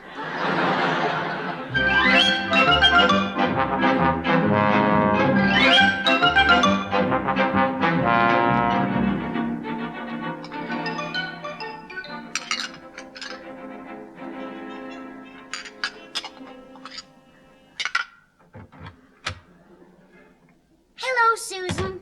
How's the prettiest girl in the street? What's the matter with you? Nothing. I see you working again as usual. After that lovely dinner you cooked, you deserve a rest. I've no money to lend you. I don't want any money. I just thought you might like some help. No, thank you. And what's this about me cooking a lovely lunch? Last week when I asked you what you wanted for a sweet, you said a stomach pump. That was just a joke. We're very lucky to have somebody like you. Are you sure I can't help? No, thanks. I've finished. Now, if you'll excuse me, I'll go and tidy the lounge before Alfie comes. I'll come with you, Susan, and give you a hand. Look, what is it? You never do anything for me without a reason. Oh, go on, be nasty. The vicar said we ought to try and help each other, but when I try, you just get sarcastic. Oh, all right, I'm sorry. Come in the lounge, then. Well, I know I tease you, but I do sometimes do things for you. I haven't noticed it. Well, I don't let on. I mean, I saw Alfie this morning and... Don't talk to me about him. Well, I know you've fallen out about him not taking you out last night, so that's why I tried to help. What do you mean? Well, I thought it'd be better for you to fall out with me and be friends with Alfie. All right. I appreciate it you were doing it to help me, but wait till I see Mr. Alfred Hall. I don't think you'll have to wait long. Oh, hello, Alfie. Hello, Mrs. Clitheroe. Is Susan in? Yes, she's in the lounge, Alfie. Go on in. I hope everything will be all right. Thanks, Mrs. Clitheroe. Hello, Susan. Oh, you were here. Hello, Alfie, me old pal. Jimmy Clitheroe, I'm going to give you a walloping you won't forget. Now, Alfie, don't lose your temper. I'm not losing my temper. That's good. That's right. Keep calm. I'm going to keep perfectly calm and strangle you in cold blood. Help! Mother, your son's being murdered. Help! What's going on? What is it? It's Alfie. I think he's been bitten by a mad dog. He's got claustrophobia. I'm sorry, Mrs. Clitheroe, but he's caused all the trouble between Susan and me, getting me to take him to see Massacre on Fifth Avenue last night. Jimmy, get upstairs. Your granddad will deal with you. Yes, Mum. I'm sorry, but you see... Off you go. Upstairs. Oh, heck.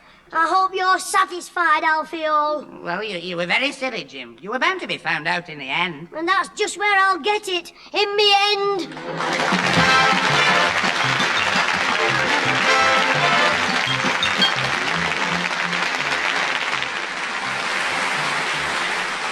Those involved with the Clitheroe Kid this week were Peter Sinclair as grandfather, Patricia Burke as mother, Leonard Williams as both Theodore Craythorpe and Harry Whittle, Danny Ross as Alfie Hall, Diana Day as Susan, and Brian Truman as the vicar. The recorded program, written by James Casey and Frank Roscoe, was produced by James Casey and starred Jimmy Clitheroe as the kid himself.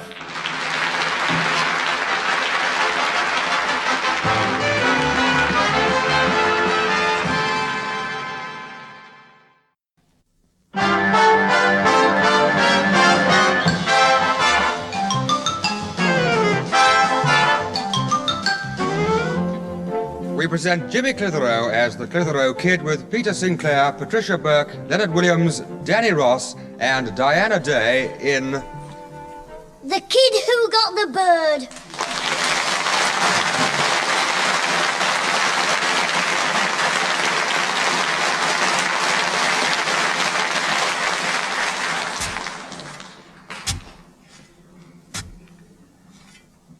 So you see, Alfie, I said to Grandad, don't worry. I'll have your new allotment dug over in no time. Just leave it to me. So hurry up, Alfie. I want to get it finished before dark. Oh, I'm fed up. I'm knocking off for a bit. Oh, you don't need to stop work, Alfie. I'll be round with the tea trolley in a minute. Will you stop being... You get me down here with some tale about fresh air and exercise. I've been digging for over an hour. I've got blisters on my back, lumbago in my hands, and that spare's nearly ruined my new pair of pinkle wickers. I'm fed up. You can just do the digging yourself. I might as well, the speed you're doing it. Why do you keep tapping the ground with your spade before you dig? Well, I do that because no. I'm not telling you. You'll only laugh at me. No, I won't. No, yes, you will. Yeah, I know you. Alfie, I promise I won't laugh. Now go on. Why do you keep tapping the ground with your spade? To warn all the worms to get out of the way. You see? I knew you'd laugh. You don't care if a poor little worm gets cut in half. Alfie, shut up. I can hear somebody coming. You are? Quick, give me the spade. It might be my grandad. Don't snatch. Thanks, Alfie. Here we go. Hello there, Jim. Oh, it's you, Mr. Whittle. Well, now you're here, I might as well have a rest. Oh, if you ask me, you've earned it.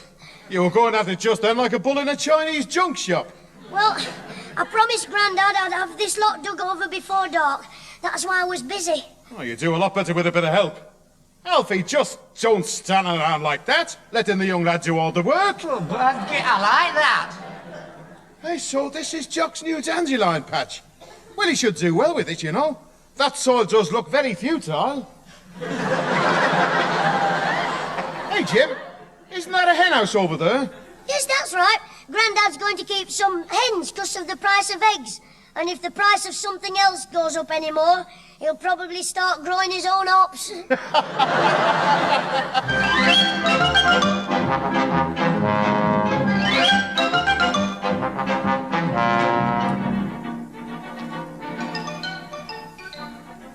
Now, come on, Alfie, hold your hand out. But, Susan, look, I tell you, I'm all right. Look, now that blister's burst, it might have some dirt in it. Now, keep still while I put this iodine on. Ready? Susan, before you give him the iodine, hadn't you better give him something to make him numb so he won't feel the pain?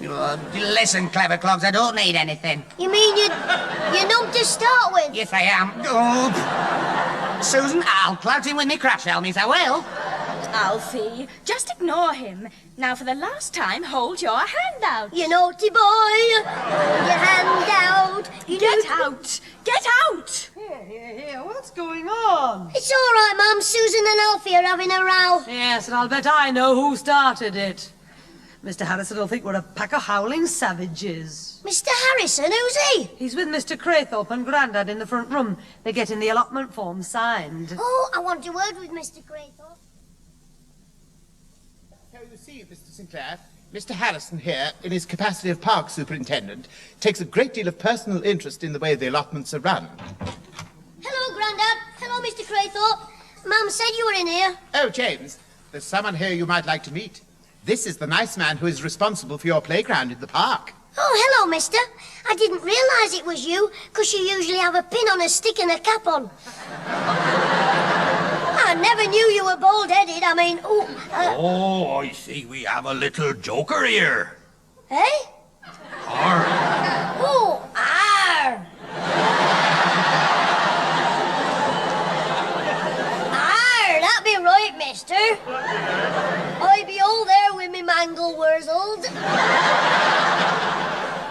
Jimmy, that'll do. Don't talk to Mr. Harrison like that. Why not? I'll bet he don't mind a little joke, do he, sir? James, have you taken leave of your senses? Mr. Harrison is not amused. Not amused? He's having a little joke with me. I happen to come from the West Country, Milan. Cornish, I'm proud of it. Now, about getting these forms signed, Mr. Sinclair, you'd best read all the rules first. You see the clause about livestock attracting vermin? Eh? Oh, yeah, I'm just reading it. Oh, honest, Mr. Harrison, I didn't mean to take the mickey. No, James, I'm sure the park superintendent accepts your apology for making fun of his accent. Well, it's easily done. I mean, look at Mr. Whittle's accent. Do you know, when we were coming home from Grandad's allotment just now, he said to me, "Hey, Jim, me little whacker, is your old Grandad going to keep them white windy dots? Or them bluff Orpingtons?" Jimmy, will you please keep quiet while I'm reading? Sorry, Grandad. Now, just a moment, sonny. What was that you were saying? It's Mr. Whittle's daft way of saying things. He wanted to know what sort of hens me Grandad was going to keep on his allotment. Hens? On his allotment? Ah! I mean, yes. Raythorpe, you be a fine one to be working for the corporation. Be I, sir? Am I? You know very well that hens ain't allowed to be kept on corporation allotments. Yeah, now wait a minute. All it says on here is pigeons and rabbits. Ah, well, the new bylaw also mentions hens. Graythorpe should have made sure it was included in the agreement form. But I've already got everything arranged. The hen house has been delivered and the hen's ordered for tomorrow. Well, what's wrong with a chap trying to provide a few eggs for himself, eh? Ah, but what about the rats? Don't be daft, rats don't lay chucky eggs. Now, I'm talking about the fact that hens attract rats. And there's been a lot of complaints. Craythorpe? Yes, Mr. Harrison. You'll have these agreement forms altered to include the ban on hens. Do you understand? Yes, of course. Good. I'm terribly sorry, Mr. Sinclair. He'd better go before he gets a walking stick round his beachy head. Yes, we'd better go. We let ourselves out, Mr. Sinclair. I do that. After you, Mr. Harrison. I'm sorry, Mr. Sinclair. Good night to me. Grandad, about the 5 bob you were going to give me for digging your allotment. You get no 5 bob from me, blabbermouth. I've made some tea for us all. Oh, have they gone? They've gone. Father, you sound upset. What's the matter? Well, I bought a hen house and ordered the birds, and now I can't keep 'em. Thanks to that young scamp and that twit, Clitheroe. Jimmy, what have you been doing? I didn't know, Mum. I only repeated something that daft Mr. Whittle said to me. Hello there, what's this then, Jim? Casting nasturtiums on your old pal? Oh, hello, Mr. Whittle. Hiya, Pat. Pete, I'm sorry to bust in like this, but I saw Clitheroe and the park skis are leaving, and from what I could gather, they was having a bit of an alteration. Is anything wrong? Yes, Mr. Whittle, Grandad's hens have landed him right in the chicken soup. I'm sorry, Jim, I don't get your drift. According to that form, if I keep hens in my allotment, I could be prosecuted. Have you got these hens laid on? Aye, I've ordered them. They're to be paid for and collected tomorrow. Hey, Pete, in recognition of the friendship you have shown towards me and my old dad, I would like to say this. I now declare the Mersey Tunnel open. Hey, now turn it up, Jim. What I want to say is this, Jim. We'll keep your hens in our backyard. Well, that's very kind of you to offer, Whittle. Oh, think nothing of it, Pete. I can be very Philharmonic when I want. Mr. Whittle, I appreciate the gesture, but I really don't fancy the idea of hens living right next door. I mean, wouldn't they attract rats and mice? Oh, not with my old tabby cat out on the prowl. Is he a good mouser then? The other night when Mr. Whittle was out, I was in there with the cat and his dad, and he sat in front of a mouse hole for 3 whole hours. Who? The cat? No, his dad. And when he saw the mouse's nose peeping out, he didn't half lick his whiskers. His dad? No, the cat. Suddenly he sprang with a crash, and he went up the wall. The cat? No, his dad. The cat knocked his beer over.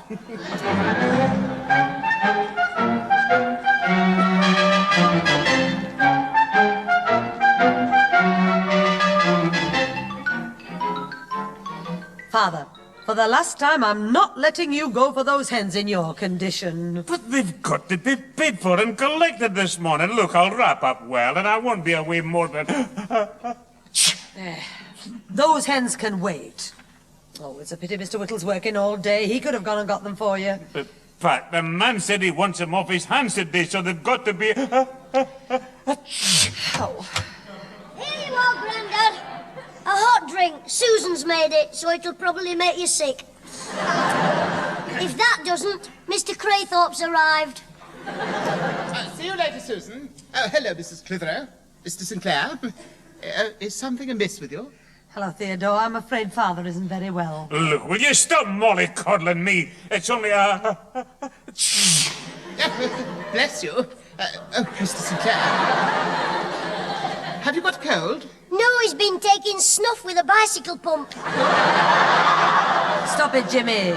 Father, I'm going to ring Mr. Arkwright, the poultry man, and tell him you're not coming for the hens today. Hens? Oh, but Mr. Sinclair, I've brought the amended forms round. You can't keep hens. Oh, it's all right. Mr. Whittle's going to keep them in his backyard. Really? Look, Father, let's forget about the hens. Perhaps I could collect them in my car. It'll be no trouble, I assure you. After all, the hens will be in crates, so they can be loaded on the back seat. Oh, no, No, I couldn't... Please, Mr. Sinclair, allow me to do this one small thing for you. Oh, well, all right, Theodore. It'll be a load off my mind, and you're very kind. Oh, and here's the £5. You'll need to pay for them. Oh, thank you. Now leave everything to me, and don't worry. Mum, can I go with Mr. Craythorpe? Well, I don't see why not. As long as you behave yourself. Oh, I'll see he does that. Well, James, we'd better be on our way. Right, Mr. Craythorpe.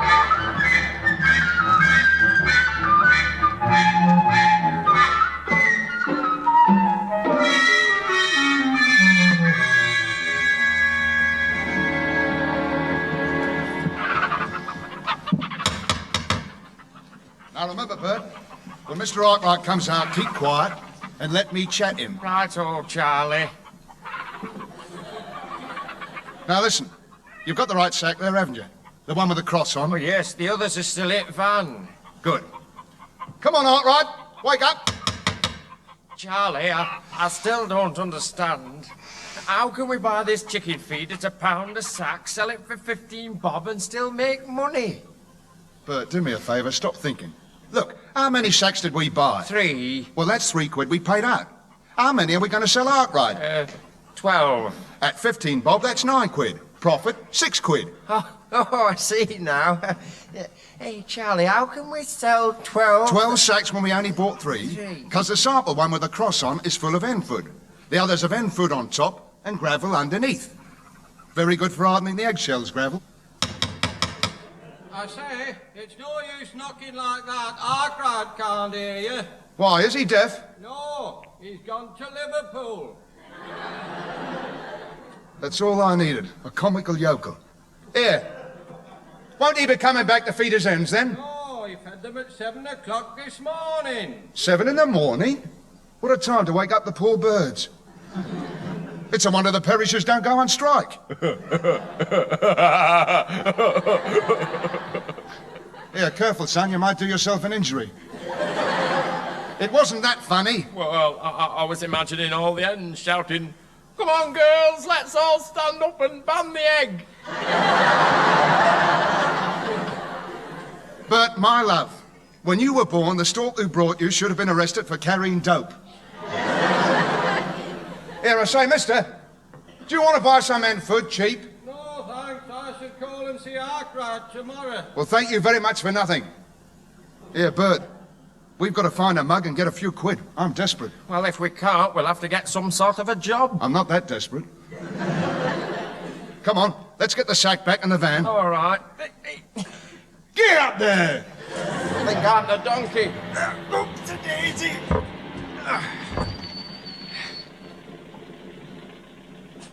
Hello, hello, hello. There's a likely-looking mug. Oh, the bloke with the kid? Yeah, with the spectacles and the vacant look. Here. Do you know something?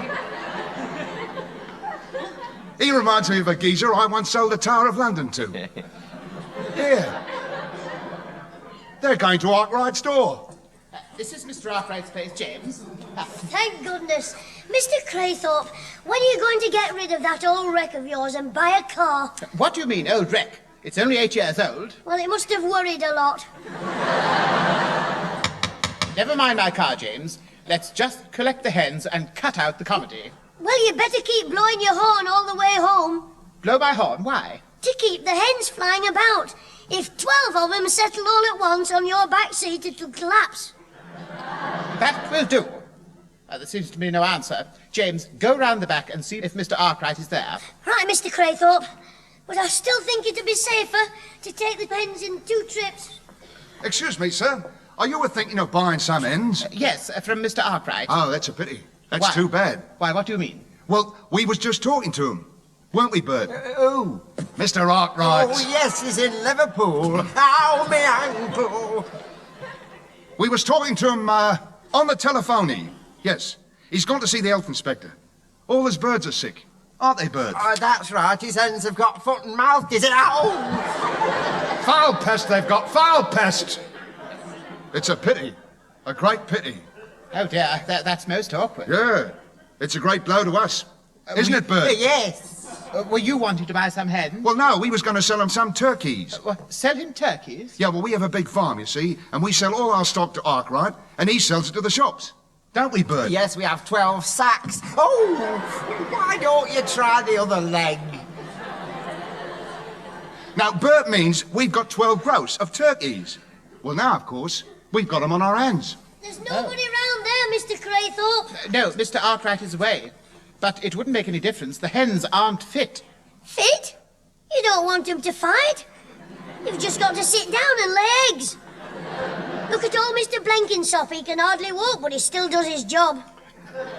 Don't be ridiculous. Mr. Blenkinsop isn't a hen laying eggs. No, he's a bricklayer laying bricks. Now, look, you don't want hens. What you want is turkeys. turkeys? Yeah, and since I like the look of you, you're a very pretty lad, I'll let you some of my prize turkeys at 10 bob each. You've only got to keep them till next week, and you might get £2 apiece. Oh, no. I'm not a middleman. I'm sorry, you can talk all day, but I will not buy and sell turkeys. Of all the stupid, incoming, idiotic, bumbling fools, I've never known you. Oh, you're the worst.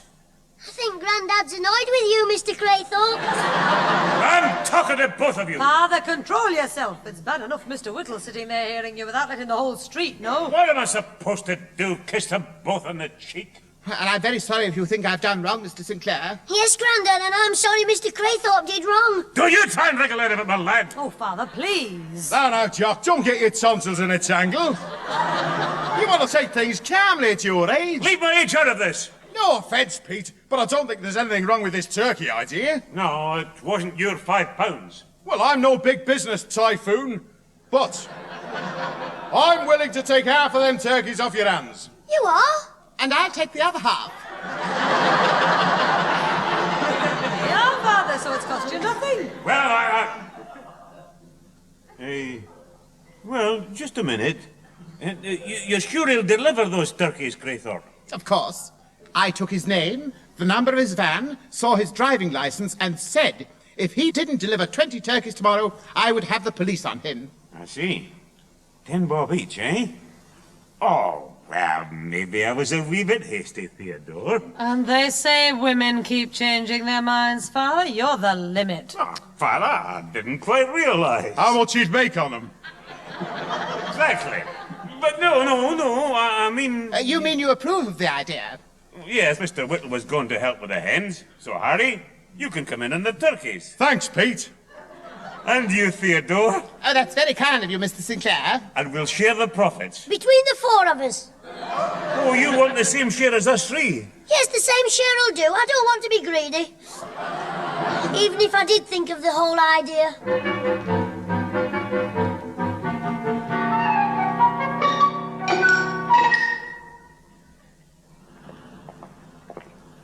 How much longer are we going to be collecting orders for your blinking turkeys? I told Susan I'd only be half an hour. Higginbottom's is the last house. I want one more order for a turkey and then you can get back to Sparrowlegs. Yeah, well, if Higginbottom doesn't buy one, you've had it. You're wasting no more of my time. I like that. I sold one in 2 minutes to Beaky Billington, and then you spend half an hour apologising for insulting her. Well, that was your fault. Talking about her before we knocked at the door. Calling her bird conk and pretty Polly and all that. That was no excuse for you asking her, do you want to buy a parrot, Mrs. Turkey? And then getting all excited and babbling about, we give her the sage and onions to stuff in her nose. Well, were you laughing? All right, we're here now, so leave Mr. Higginbottom to me. Don't worry, I will. I don't want him getting annoyed with me. He's 6'4". Don't be frightened of him. Grandad says he's all talk. Just a big yapper. Hello? What's this? Hello, Mr. Higginbottom. Hello, Big Mouth. Get Mr. Yapper. Get Higginbottom. What did you say? Oh, he wasn't talking to you, Mr. Higginbottom. No, I was talking to myself. All right. Look, Clitheroe, if you've called round for our Aussie, you've had it. He's in bed. Why, is he sick? No, I am. I'm sick of him and his blooming animals. Frogs, beetles, mice, the house is overrun with them. Why don't you try that powder they advertise on the telly? Don't you try and be clever with me. Mr. Higginbottom means the pets, Ozzy has. Pets? We sat down to a meal half an hour ago, and halfway through a frog jumped out of Ozzy's pocket, right into me blank mange. It wasn't funny. No, I was just thinking it's been in his pocket since yesterday. And it only came out now. Since yesterday? Yes, when his blazer was hanging up, I slipped it. I saw it slip in. Look, before you say any more, you'd better clear off, both of you. Yeah, hey, wait a minute. We haven't told you why we've come. I don't care. Ozzy's not coming out. And anyway, what do you want to be playing with kids for? I haven't come here to play with kids. No? No, I've come here to play with you. I've come come to see you. To see me? About a bird. Keep your voice down. The wife's in the front room. Mr. Higginbottom, would you like to buy a turkey cheap? A turkey? Yes, only 30 bob. Hello? Have they been letting your grandfather draw the pub raffle again? That isn't a very nice thing to say, Mr. Higginbottom. I was being funny. Have you no sense of humour? Of course, Althea should have laughed. Everybody else laughs at Mr. Higginbottom. That's right. What do you mean? Well, only yesterday my granddad said Higginbottom is the laughing stock of the Rose and Crown. Get out of it!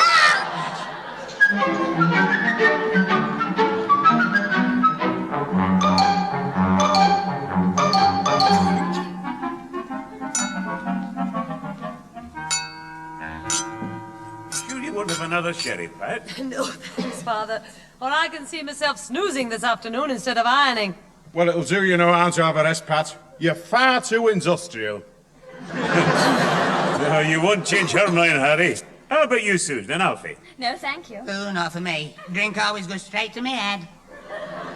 Well, there's plenty of room for it there. Now, this is a friendly celebration. Let's keep it like that. Well, we've got orders for every turkey but one, and if he'd kept out of it, I'd have sold that to Mr. Higginbottom. Now, James, we've done very well. I've got 10 orders from the Women's Guild, and you got 5. Yes, and our 4 families have turkeys for nothing, and you've shown a handsome profit. Aye. When Theodore pays the other £5, we'll still have made £12.10. Yes, I think we ought to drink the health of Theodore and Jimmy. You just finished drinking it. Alfie, come on. You and I better go or we'll be late. Righto. Thanks for the drinks. Ta-ra, everybody. Well, if your glass is empty, Harry, how about another wee drop of whiskey? Well, I don't want to overdo it, Pete. I've had 2 already. You've had 3, but who's counting? Jimmy, will you behave yourself? Mr. Craythorpe, the man is here with the turkeys. Oh, good. He's arrived. Well, we better go round to the back and see them safely into your garden. Right, Pete, I'm with you. Well, come on, James. Isn't it exciting, Mr. Craythorpe? Ah, there he is, unloading the first crate from the van. Come along. Hello. Well, here I am with your first, second, and thirds. I beg your pardon? First, second, and thirds. The birds. Oh, I see. That's Cockney rhyming slang, isn't it? That's right, mate. Well, come on, let's get him out. Just a minute. There's a little matter of the Lady Godiva. Lady Godiva? The fiver. Oh, yes, of course. The £5. He's not with you, mister. He's a bit boil and pimple. He's what? A bit simple. Yeah. He looks a bit of a tarry rope. I look what? A dope. How dare you, James? He said it. Look, give the man the money. Oh, very well. Here's your Lady Chatterley. Your lady... Here's your £5. Will you please unload the other crates? But what other crates? They're all in that one. Now, just a moment. We paid for 20 turkeys, and that is what we want. That's what you got. In that crate, 20 live, healthy turkeys, all 3 days old. You what? You scoundrel, you've tricked us. You never mentioned how old they were. Here, wait a minute. They're hen turkeys. And you know, no gentleman ever gives away a lady's age. Mr. Craythorpe, your great big bottle and jug. Bottle and... Mug! You're to blame as well. When Mr. Whittle and your grandfather found out, what can I say? Your prayers. I'm off. I'll see you at Easter. No, James. We've got to face them and take our medicine. You can take your medicine. Me, I'm going to take a powder.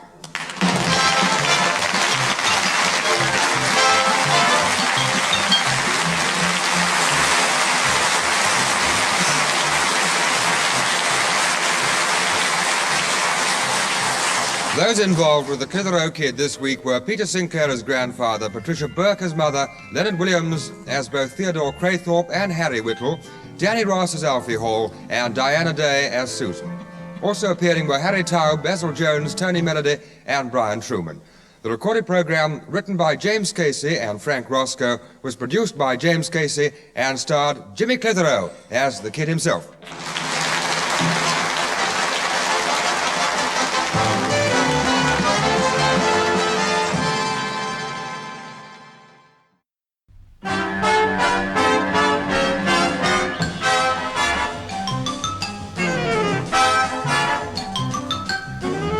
we present Jimmy Clitheroe as the Clitheroe Kid.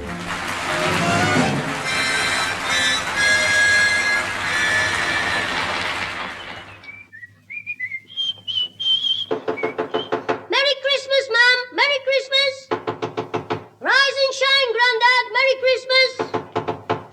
Wakey, wakey, Susan. Merry Christmas. Even to you. Come on, you lazy lumps. It's Christmas Day. Come on, get dressed. But don't put your stockings on till you found out what's in them. You might get a shock.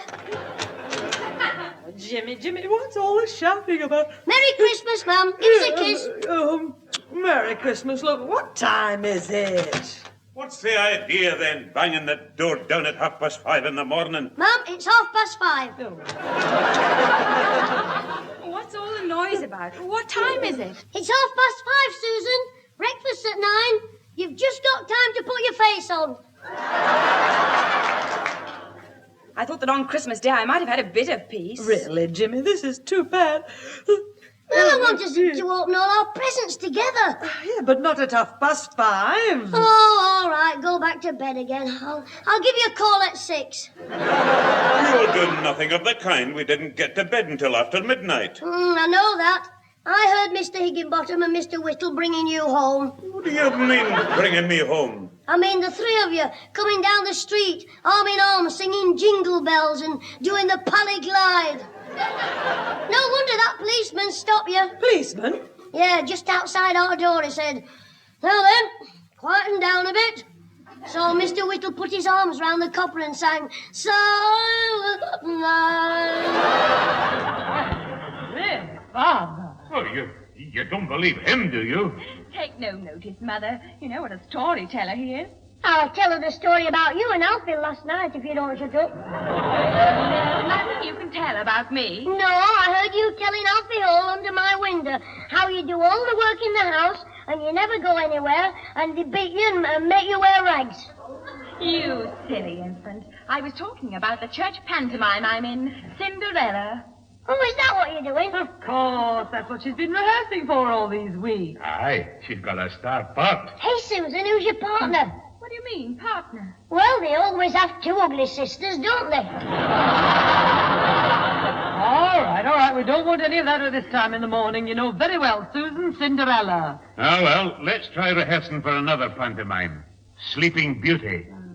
Jimmy, we're going back to bed. And don't you dare wake us till 9 o'clock. But I want to play with my presents. All right, go down and play with your presents, but let us get some sleep. Righto. Did Mr. Craythorpe leave the record he's bought me, Mum? Yes. Look, you're playing no rock and roll at 5:30 in the morning here. It isn't rock and roll. Oh, good. It's the 1812 Overture.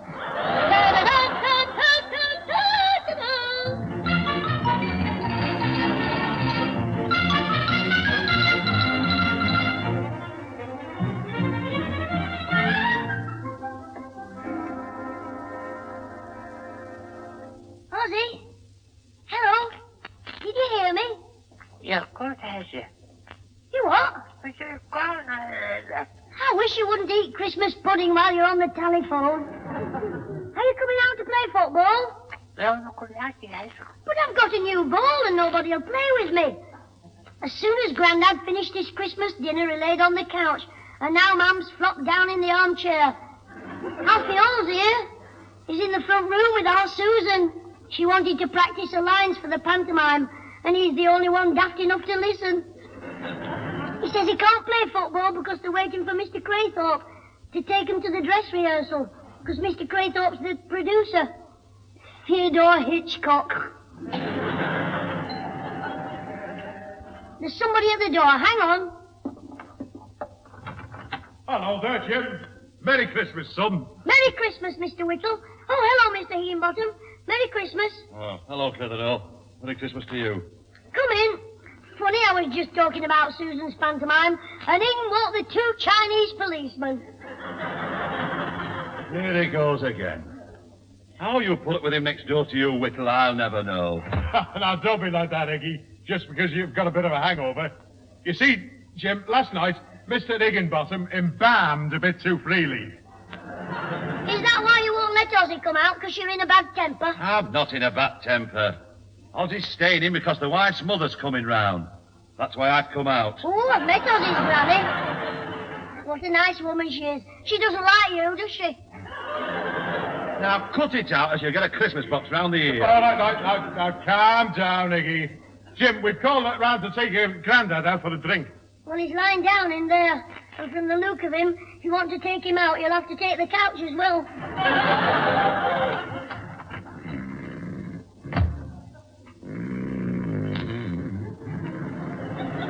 Hello? Rip Van Sinclair's well away. Oh, you're right there, Iggy. As the poet said, he's asleep in the arms of Morphia. He's smiling. He'll be up in the Highlands, lying in the heather. What's that? I think he's rolled over on a thistle.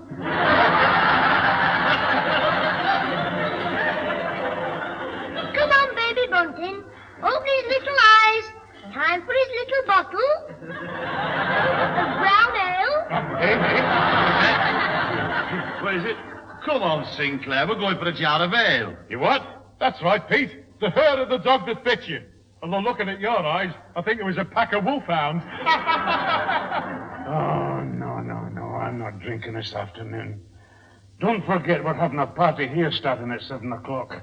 Oh, and I've still got a thick head. I think drinking beer's daft. You're in the pub all night drinking strong ale, and the next day you're too weak to get out of bed. Well, it doesn't affect us all like that. I know. Ozzy says when you come home from the pub, you sleep on the floor. I'll put you to sleep for a week in a minute. Now, then, Iggy. Control your emotions. Look, if you want to go drink and go, I'm off to bed for an hour. This way, gentlemen. The Southern Acts will have to leave. Bonnie Charlie's Nuawa. He'll receive you at the banquet tonight, 7 o'clock sharp. Bring your own haggis. All right, funny boy. Now, just you keep quiet for the next hour. Well, goodbye, lads. Goodbye, Sinclair. So now, Jock, have a good rest. You know, Iggy, we forget his age. He hasn't got our mortality. Hey, this'll be Mr. Craythorpe. Take him with you. Then I can have a game of football with Alfie. What? Take Craythorpe to a pub? He'd get drunk on a packet of crisps.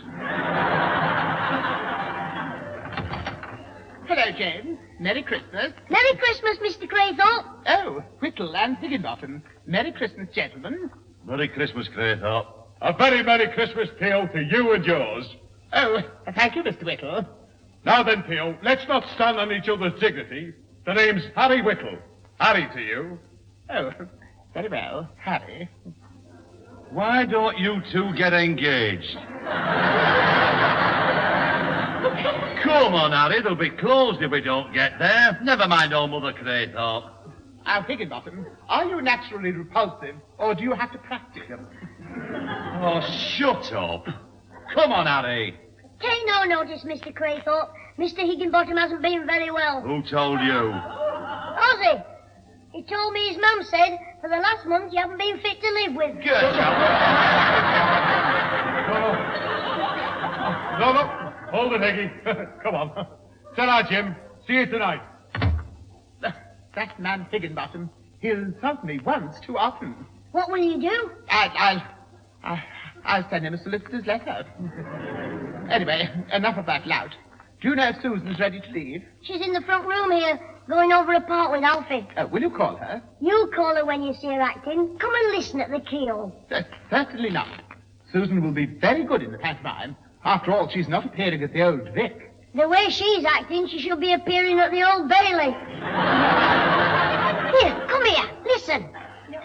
No, Susan, that's wrong. Oh, dear. Well, what is it then? But how can I go when my dress is all tattered and torn? He must have had a fight.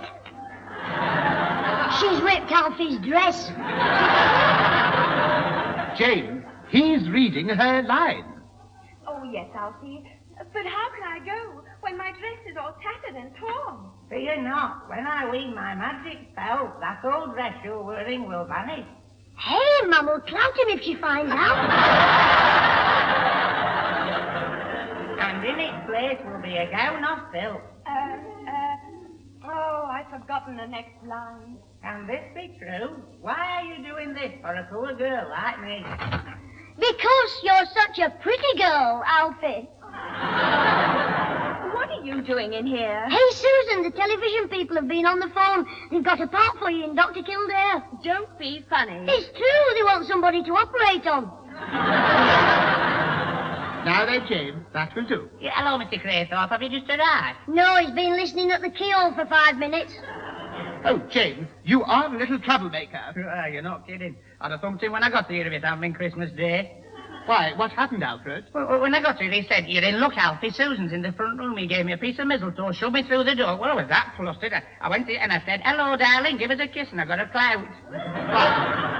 Was Susan annoyed? Susan wasn't there. With me granddad trying a new kilt on. You would have laughed, Mr. Craythorpe. I certainly would not have laughed. It's not funny to make trouble for other people. Oh, don't bother with him, Mr. Craythorpe. Come on, we better go to the rehearsal. Hey, do you want any help? I could drive the ponies for you. Giddy up there, wagons, roll! Hi-ho, Silver! James, I don't think we will want Buffalo Bill in the pantomime. Why not? You've got Calamity Jane. Now, that's enough from you. Another rude remark, and Christmas or not, I'll smash your face. Yeah, and if she doesn't, how will you just apologize to your sister Calamity, Susan? No, what's all the shouting about? Ask them, Mum. They're the ones who are doing it. I just offered to help at the pantomime, and they went mad. Now, James, let's tell the truth. Who was it who said, "Hi-ho, Silver"? The Lone Ranger. Ask me another. All right. Theodore, before you go, would you like a glass of wine? No, thank you, Mrs. Clitheroe. We really must get away to the rehearsal. Yes, I'll just go and get my coat, Mr. Craythorpe. Well, come along then, Theodore. I'll see you to the door. And don't forget the party tonight at 7. Oh, no, I'm looking forward to it. Bye-bye, James. Ta-ra, Mr. Craythorpe. Good-night then, Jimmy. See you tonight. Hey, come here, Alfie. What do you want? Look, you don't want to be stuck in the church hall listening to all that rubbish. Why don't you stop here and have a game of football, eh? I've got to go. I'm in charge of all the props, the one, the mice, the ponies, the coach and all that. And there's a lot of people going in and out today, strangers, because after we finish, the bingo starts, and then somebody might walk away with his stuff, and I don't want to get the blame if somebody pinches Cinderella's pumpkin. One of these days, you'll get your tonsils in a right angle. What are you doing in there? Trying to get his second wind. Oh, shut up. Yeah, I'm coming, Susan. Ta-ra, Jimmy, I'm going. Going? You're halfway round the bend. Bye-bye, Mr. Clitheroe. Oh, I'll go and see what my mum's doing. Hello? Somebody's left the phone off the hook. Oh, heck. It was me. Hello? Anybody there? Of course I is. Ozzy, you've been waiting all this time. You said hang on. I know I said hang on, you big twit. Anyway, there was one thing I wanted to say. What was that? Goodbye.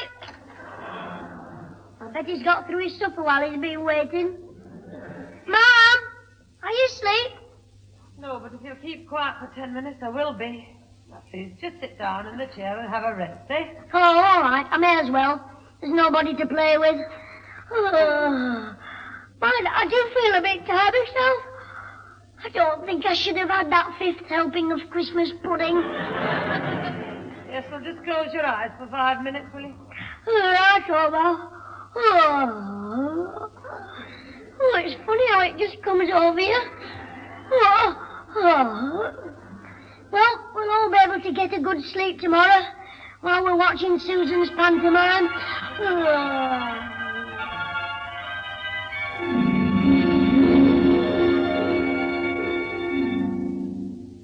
Cinderella, Cinderella, Susan, Susanella, Susanella.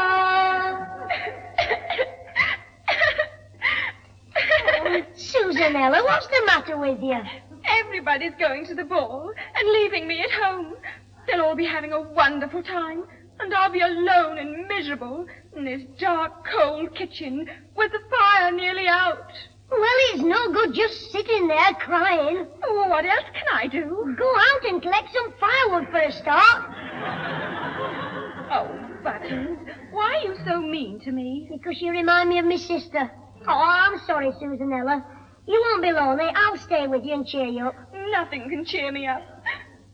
Oh, now, Susanella, don't cry. I'll let you play with me white mice. I don't want those horrid things. Look, I'll stand on my head and make you laugh. No. Well, you stand on your head and make me laugh.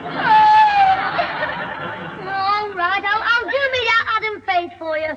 Say once I want I'm giving you honey. Which you want him all of, baby. Oh! Yes, you're right. He makes me cry as well. Susanella! Where's that daughter of mine? Susanella! Hey, up, it's your dad, Baron Jock Hard up. Oh, I must lie. I haven't finished pressing his kilt for the ball yet. Poor lass. She's got a hard, cruel favour. Ah, Buttons. Have you seen my daughter, Susanella? My kilt should have been ready by now. Oh, she's got your kilt ready. She's just gone to give your sporran a home perm. Now, Buttons, I want no impertinence from you. I'm sorry, Baron, but I do think you're hard on poor Susanella. Oh, well, I could bring her a sweetmeat home from the ball. And tomorrow I'll give her a farthing to go and spend at the ribbon shop. A farthing? You're getting reckless, aren't you? That's 2 you've given her in 6 months. Well, I've come into a bit of money. Hello, you've been at the palace again playing bingo? Who's that wicked Judy, Susanella? Oh, I'm clear enough. It's my daughter, Harriet. Yes, Liverpool's Helen of Troy. Dockside Harriet, the face that frightened 1,000 sailors. Ah, there you are, Buttons. Where's that lady, Susanella? I wanted to help to get me ready for the ball. Prince Charming must see me at my best. With a sack over your head. What? You cheeky young slipper-whapper. If I wasn't a lady, I'd belt your lugs with me dolly bag. Well, you and your sister are always picking on Susanella. Oh, don't mention my sister Theodora chasing after Prince Charming the way she does, making bull's eyes at him. The painted Jezzy belly. So the prince would go looking for her after he's seen me. After he's seen you, he'll be looking for a bucket. Here you are, Father. Here's your kilt. Oh, that's Susanella, out there. I'll go and grab her first. Don't you tell Theodora where I've gone. Don't worry. I'll tell you you've gone to the barber's to get your face combed.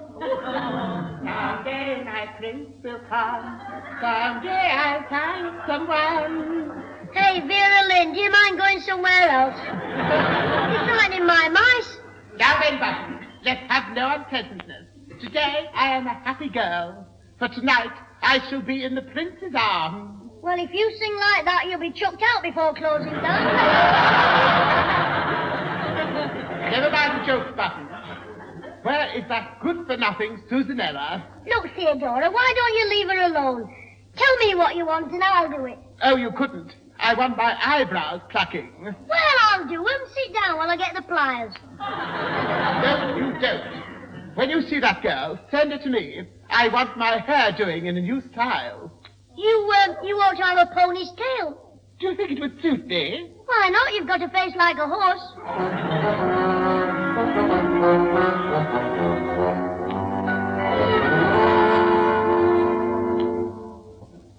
Well, I don't know what I'm going to do to cheer you up.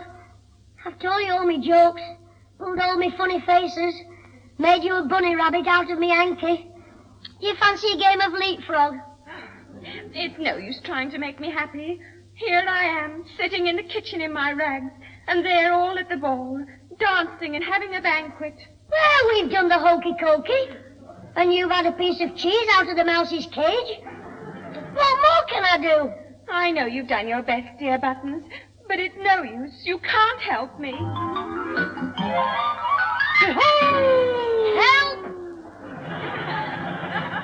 I am the fairy godmother. Well, open the door next time. When you walked through that wall, I nearly went up it. Fear not, Anna, you shall go to the ball, in coach and horses with footmen tall. In diamonds and silk you will dance, you will sup. What does this mean? Your 8 drawers have come up. But I am only a poor girl. How can I get all these wonderful things? On the never, never. My magic will make all this come true. But heed this warning I give to you. When midnight strikes, my power all has flown. So after that, you're strictly on your own. Oh, I'll do whatever you say, Fairy Godmother. If only I can go to the ball and see Prince Charming. Boys, a pumpkin large now bring to me. 'Twill make the coach, as you will see. For horses, rats with snow-white fleeces. We've got no rats. Will you settle for Mises? That must do. I'm short of time. I'm running out of words that rhyme. Behold!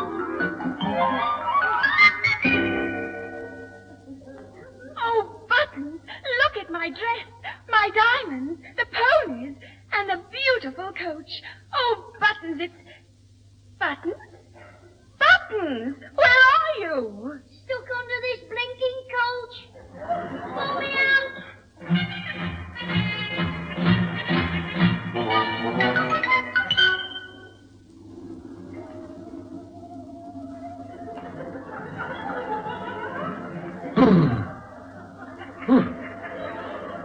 Oh, it's cold. Why did I get a job as a footman? I must be going daft. Stuck outside this palace gates, I'm freezing stiff.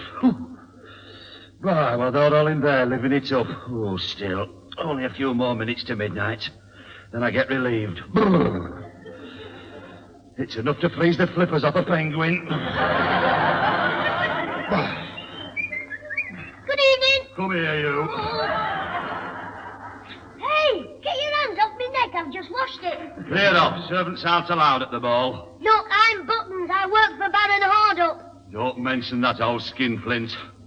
I helped him and his ugly daughters out of a coach, carried his bagpipes upstairs, and when I held my hand out, he shook it and said, Merry Christmas. What did you say? Nothing. As he walked downstairs, I told him his kilt and let the new year in. Well, now you can let me in. Get up. You're not going in there. Oh, get off me, you big soft Nelly. Don't you call me a Nelly. My name's Bert. Bert? In those silk stockings and garters, you look more like a Charlie.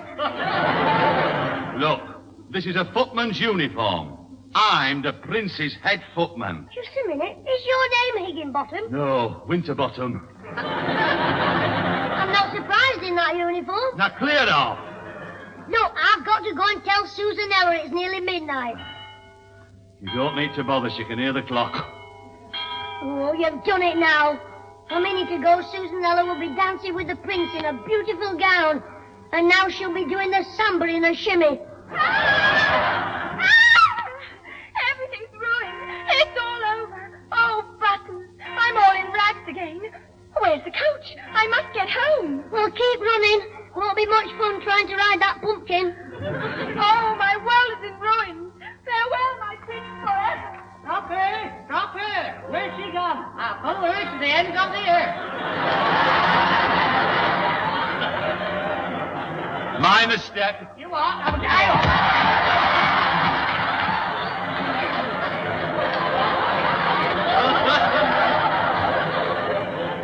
Here we are, end of the earth. Everybody off. Oh, help me up. Help me up. Here you are. Get hold of me arm.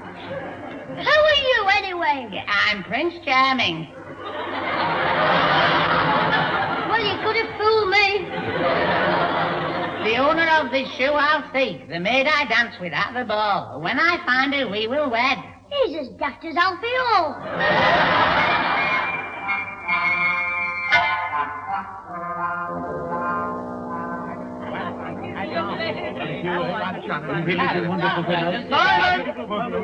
Silence, for his Royal Highness Prince Charming. Ah. Ee. Here. Will you belt up, Buttons?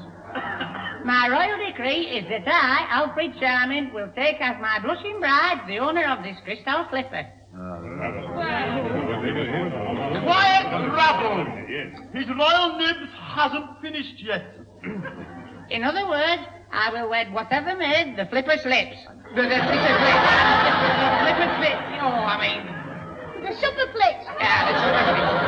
Oh, shut up. Look, we've had enough trouble with you getting me drawbridge up and down to crack your walnuts.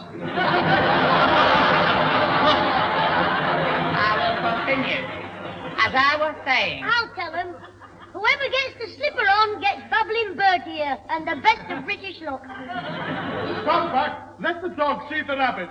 Oh, no. I'm going first.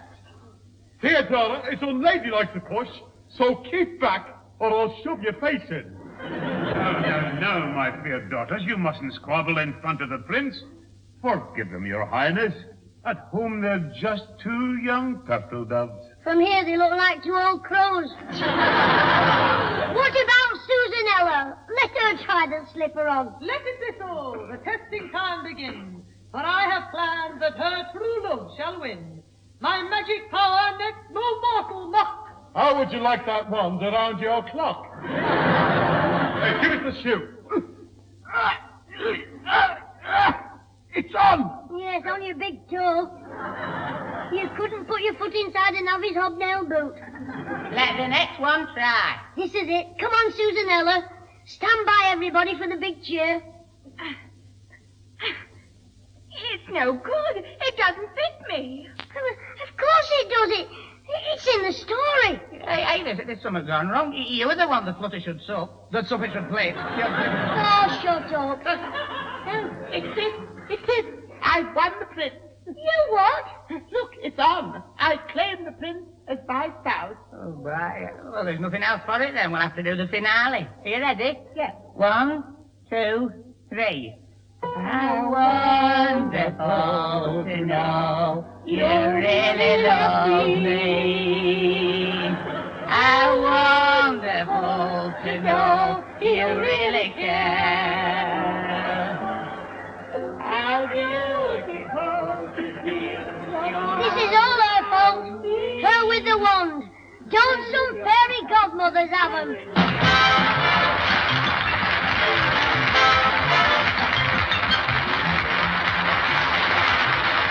Those involved with the Clitheroe Kid this week were Peter Sinclair as grandfather, Patricia Burke as mother, Leonard Williams as both Theodore Craythorpe and Harry Whittle, Janny Ross as Alfie Hall, Diana Day as Susan, and Tony Melody as Mr. Higginbottom. At the piano was Harry Hayward. The recorded program, written by James Casey and Frank Roscoe, was produced by James Casey and starred Jimmy Clitheroe as the Kid himself.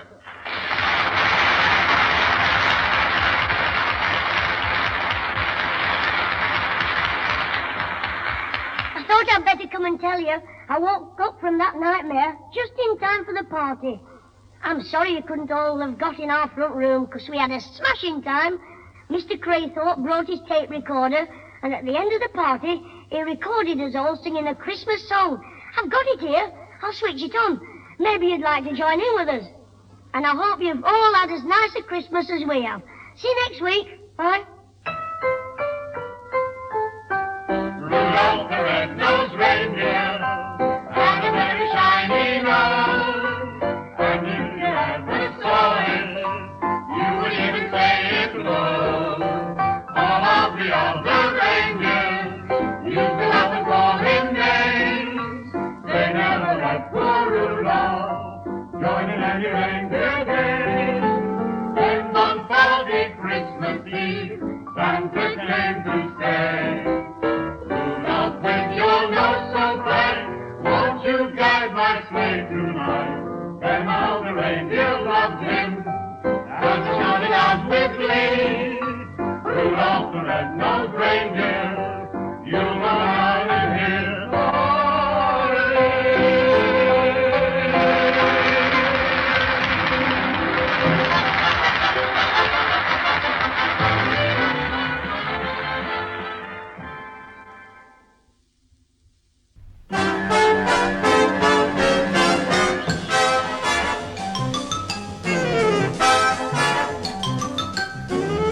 we present Jimmy Clitheroe as the Clitheroe Kid, with Peter Sinclair, Patricia Burke, Leonard Williams, Danny Ross, and Diana Day in...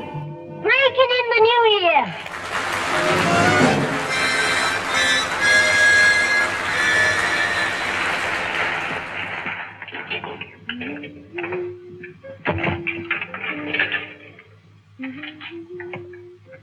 Right, Susan, you can leave the washing up. I'll take over. Oh, will you? There's only one dinner plate still to be done. Oh, well, it's a good time to take over then. Come on, chuck us that cloth. I will not. Come here, give me the dishcloth. Let go of it, will you? Now look what you've done. You've torn Man's new dishcloth. I've torn it. It was you. It was you? You don't know your own strength. It's all those wrestling bouts you have in the front room with Alfie. Don't be cheeky. Look, if you don't stop interfering, you'll be in trouble. Mother's behind enough as it is. In that case, she'll only be too glad to pay me for washing up. What did you say? I'm saving 12 and 6 for a book on model aeroplanes, and Mum's paying me to do odd jobs for her. Oh, is she? This is news to Mum. What? Oh, hello, Mum. Yes.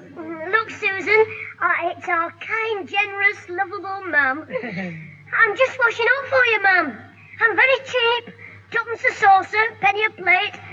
I'll wash all Susan's neck for nothing. That'll do. Thanks to you, I was late with the dinner. Oh, Mum. Don't interrupt. Mr. Craythorpe will be here soon for the Women's Guild meeting with Mrs. Eccles and Mrs. Billington. And I'm nowhere near ready. Go into the front room and talk to your granddad. He's trying to light a fire before the ladies arrive. And Mr. Whittle's with him, so don't you start any trouble there. Do you hear me? I'm not kidding, Jock. You should see yourself down on your hands and knees, puffing and blowing. Reminds me of that night in the boozer when you dropped out in the sawdust. Oh, and you're the funny one, Whittle.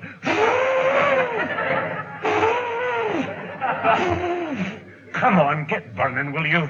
Hey, if you're going to do all that blowing, why don't you get your bagpipes out and give us a tune at the same time? Well, if you ask me, I think you're running short of wind. Well, that's something that'll never happen to you. Hello, Mr. Whittle. Hi there, Jim. Hey, Grandad. What are you doing down there on your hands and knees? Waiting to give you a piggyback. What does it look like I'm doing? Don't be like that, Grandad. I thought Scotsmen were always happy at New Year. Aye, but that's right, Jock. After all, this is your big night of the year. And know what you Scottish geezers call it? Mahogany. It's hogmanay. Oh, if you two comedians will excuse me, I'll go and wash my hands. Poor old Grandad. Has somebody offended him? Still, he'll be all right tonight when they let the new year in. Oh, yes, sir. He was talking this morning about the way they do it in Scotland. Oh, you mean the old first footing? You know, I did a bit of first footing myself when I was road building in the Highlands. Here we go again. The Travels of Wackawhittle, Part 15. Through darkest Glasgow with pick and shovel. I'll turn it up, Jim. No, but they had a funny way of doing it there. To let the new year in, you had to be dark. You were no good if you had fur hair. You see? You what? Fur hair. Oh, your hair had to be fur. Yes, that's right. You see, at the stroke of midnight, you walked up to the crofter's cottage, thumped on his door with a lump of coal, and then they let you in. You wished everybody good luck, had a drink, a piece of cake, and $50. Did you say you got £50 just for letting the new year in? Oh, Jim, you see, they've got to pay you if they want the good luck to work. Why? I was just thinking. I could let the new year in at Mr. Craythorpe's and Mr. Higginbottom's, and I'll ask Beaker Billington and Fatty Eccles when they call this afternoon. Then there's your house and ours. According to the custom, you don't let the new year in at your own house. It's got to be done by somebody from outside. Oh, I see. Right, Mr. Whittle, you can let ours in. Oh, thank very much. I feel very highly honoured. And I'll see you get the biggest piece of cake and the biggest glass of beer we've got. Oh, well, thanks, Jim. And when do I give you the $50 they give me? As soon as nobody's looking. Now I must get to work on my other victims. Jimmy! See who's at the front door, will you? Right, Mum. Won't be a minute, Mr. Whittle. Okay, Jim. Who wants to be a millionaire? Jim does. Hello there, James. Oh, hello, Mr. Victim. Craythorpe. Come in. Thank you, James. I suppose your mother told you some of the ladies were coming round. Yes, you're the first. I beg your pardon. Oh, sorry, I was thinking about first footing, letting the new year in tonight. Oh, it's you, Theodore. I'm afraid I'm not ready yet. I was held up with the dinner. Oh, now, before I forget, Theodore, about tonight. Oh, yes. James just mentioned letting the new year in. Oh, well, I hope you'll be doing it for us as usual. Oh, well, of course. I shall be delighted. Oh, heck. Good. Now, I really must get myself organised. I'm just going upstairs to change. Is there anything I can do to help? Oh,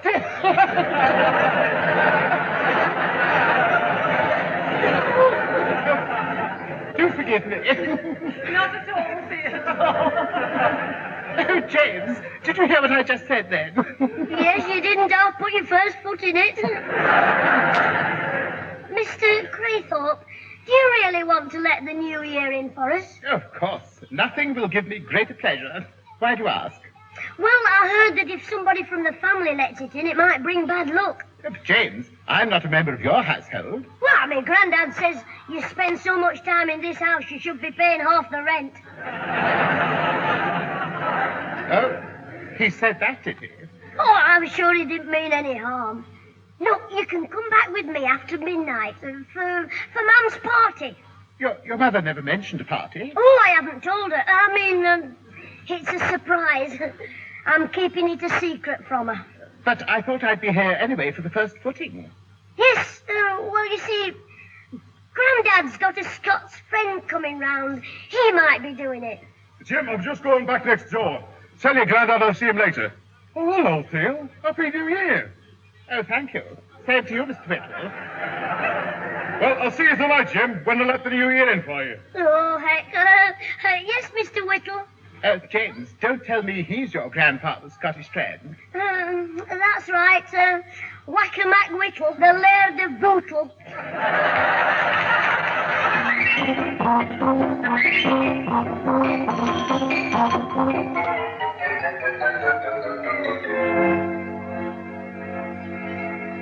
Jimmy, take this plate of cakes into the front room for the ladies, will you please? Right, Mum. I'd better be careful when I go in. I might trip over Beaky's hooter and land on Patty's big drum. Well, I must say, Mrs. Billington, fancy your husband being called away on business, New Year's Eve and all. Oh, it couldn't be helped, Lavinia, and he'll be back tomorrow, all being well. Excuse me, Mrs. Billington, would you like a peck of the cake? What was that, boy? I thought you might be a bit peckish. Try that side of the plate. It's bud, you see. Seed cake. Not just now, boy. I wouldn't mind one of those cakes, Jimmy. Oh, well, have an Eccles, Mrs. Cake. An Eccles cake, Mrs. Fatty. Try one of them. All right, just one, thanks. I mustn't have any more before tea time, because tonight I'm having a big spread. You always have had. When I've been round to your house, that reminds me, have you got anybody to let your new year in? No. Mr. Billington usually calls round, but he's away, isn't he, Mrs. Billington? That is correct. I'll bet if I was to let the new year in for you, I'd bring you a lot of luck. Oh, well, I wouldn't say no to that. I'll let your new year in, just like they do in Scotland, and afterwards you could come back to me mum's party. Oh, you're having a party? Yes, but don't let on I've told you. Surprise for her. You could come as well, Mrs. Billington. After all, you are on your own in the house. Oh, I don't really think I should. Oh, go on. Jimmy could let the new year in for both of us, and then we could come back here and enjoy ourselves. Oh, well, all right then. I am alone, and I don't have to get up early. Good. Well, excuse me, Mrs. Billington. I've just seen our Susan's boyfriend through the window. Would you like to take this plate off me and lay the table? Very well. Off you go, then. And we won't say a word to your mother, Jimmy. Thank you. You're a good little lad. Oh, the things I do for money. Are the ladies quite happy in there, Jimmy? Yes, Yes, Mum. I think Alfie's just come in. I want a word with him. Oh, well, Susan's upstairs having a wash. Let him in. I'll go and join the guests. Right, I'm getting them all organised for midnight. Now, all I need is a mug to supply the transport. And here he is. Hello, Jimmy, can I come in? No, I'm coming out. What for? Because little sisters have big ears. Hey, what are you up to? Nothing. You don't mind giving me a ride on your pillion, do you? Yeah, oh, well, if that's all you want, come on. I'll take you run round block. Oh, not now. Tonight, at midnight. You what? Wait a minute. I've got a nasty feeling I'm being lumbered for something I'll regret. Look, about this ride I mentioned, you've got it all wrong. Now, you know Fatty Eccles? Yeah, wait a minute. She's not riding my pillion. She'll buckle me big end. Will you let me finish?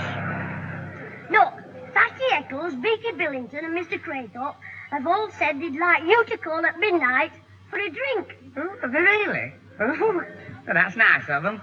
But because you don't know the way, I've offered to give up some of my pleasure and come with you. Ah, well, that's different then. You said Mrs. Eccles, Mrs. Billington and Mr. Craythorpe want me to call. Yes, and I think Mr. Higginbottom as well. But just in case I've got the message wrong, we'll go and see the old dragon now and check on it, eh? Yeah, well, all right, but what's it all about? I'll tell you on the way, but when we get there, don't ask any questions. I'll do all the talking. Well, you'll have to. Yeah, how can I talk when I don't know what I'm talking about? I don't know, but you've been doing it for years.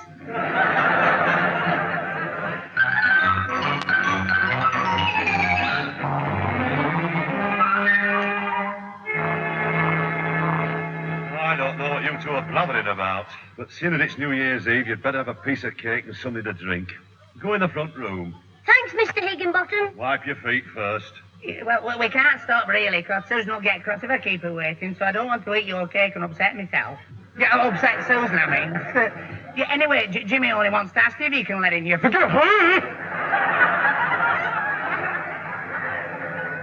Alfie. Did I wipe my feet on your ankle? All right. Cut out the funny games. Now, there's a drop of lemonade you can have, Clitheroe. What about you, Alfie? You have a drop of whiskey? Oh, I don't drink whiskey. Well, sherry or port? No, thanks. A bottle of beer? Oh, I never touch beer. Try him with a lollipop. Yeah, I'll have lemonade. Lemonade? Okay, lemonade it is. Have you signed the pledge, then? Guy wants to be a cowboy on television, like Tom Brewster. Have you seen him? He crashes through the swing doors, shoots the gun out of the outlaw's hand, picks him up and throws him over the piano, bangs on the bar and says, "I need a drink. I've been in the saddle for 2 days. Pour me a slug of sarsaparilla." I know him. He's tenderfoot. He was tenderfoot, but after 2 days in the saddle, he changed his mind. Here's your lemonade. I'll cut you a piece of cake each. But watch the crumbs on the carpet. Well, cheerio, Mr. Higginbottom. I won't say Happy New Year now, 'cause I'll say it when you come to our house after midnight. Yeah, that's right. Your grandfather asked me to call for a drink. 'Cause I've come round to invite you to a party. You coming? Well, that's half your job done, Jim. All you've got to do now is ask Mr. Higginbottom if you can come round here. Have some more cake, Alfie. It's not the cake, Mr. Higginbottom. Aye. Wife's brother gave it us. And a bottle of whiskey. He won them. Oh, he's just become a father, hasn't he? Yes. It's been a very lucky Christmas for him. He won a crate of whiskey in the club draw, a Christmas hamper in the church sweep, and on Friday they got a baby. Where did he win that? At the bingo? That's a good night. Bingo. Now's the time while he's laughing. Mr. Higginbottom, seeing as you're coming to our house tonight, I wondered if you'd like me to be your first foot, you know. Let the new year in for you. Oh, no thanks. Oh, no. I usually do it myself, but this year we're letting Ozzy do it. Oh, that's no good. You're not supposed to have one of the family doing it, are you, Alfie? No, Jimmy was telling me, you see, if somebody in the family does it, that's unlucky. So as he can't do it? No, because he's your son and that's his bad luck. Eh? I mean, you're bad luck. What? No, it's hard luck on you. Hard luck on you and us, eh? Now, listen here. It means it's better luck to let a friend do it for you, so I'll do it, because I'm the only friend you've got, the only one who's offered. I mean, Alfie, you've got me doing it now. Aye, and I'll start doing it in a minute. Doing you both. Now, Mr. Higginbottom, it's New Year's Eve. Well, get out. Or I'll first put the pair of you over the fence. I think we better go, Jim. Alfie, why does old Susan bother with you when she could have a man? Well, she likes you. You what? Hey, what am I then? Don't tempt me.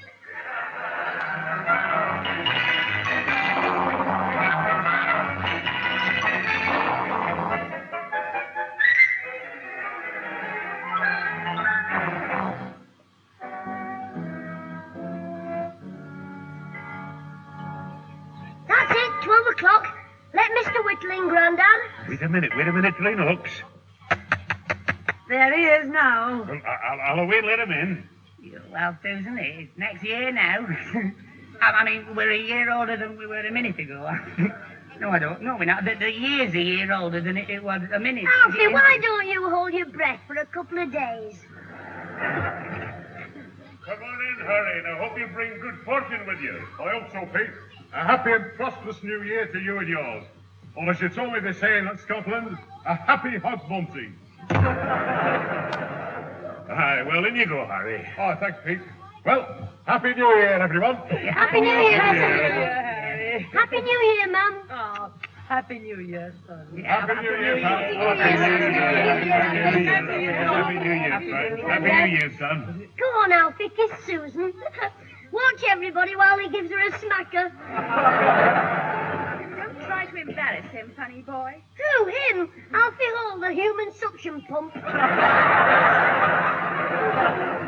All right, Jimmy, that's enough. Well, but you should have seen them under the mistletoe, ma'am. They were kissing like two film stars. Olive Oil and Popeye. Now, Jimmy, now, let's have no more leg pulling. Well, I'll pour out the drinks back, and you first, Harry. I know you'll have a wee drop of scotch. It's not very much, Pete. I must admit I'm partial to a drop of the spirit they make in the heave ride. My dad likes whiskey.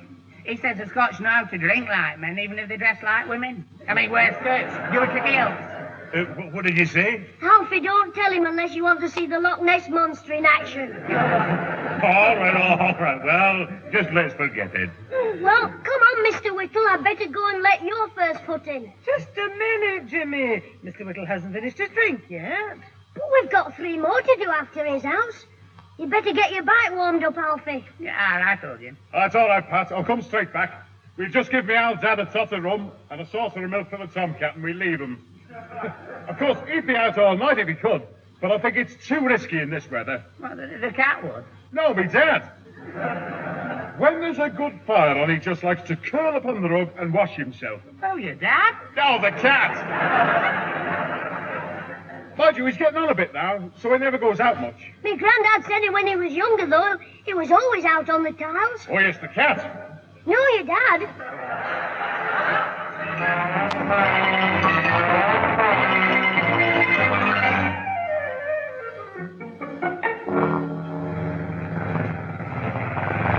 Here we are, Mrs. Greythorpe's house. Be careful, Alfie. This road's icy. And don't forget you've had 2 glasses of dandelion and burdock. Hey, the front door's open. Is that Mr. Greythorpe? Yes. What's he got on? Oh, it's a dressing gown. Hey, look at it. Bright blue with yellow dragons. For a minute I thought we'd stopped at a Chinese restaurant. Come on, Alfie. Yeah. Hello, Mr. Greythorpe. We're here. At last. I was getting very worried. I thought something must have gone wrong. Honourable Chinese gentleman, Mr. Claythorpe, not to worry. Jimmy let the first foot in, very jolly, cough a lolly. James, what are you talking about? He's kidding about your dressing gown. He thought you looked like Fu Manchu.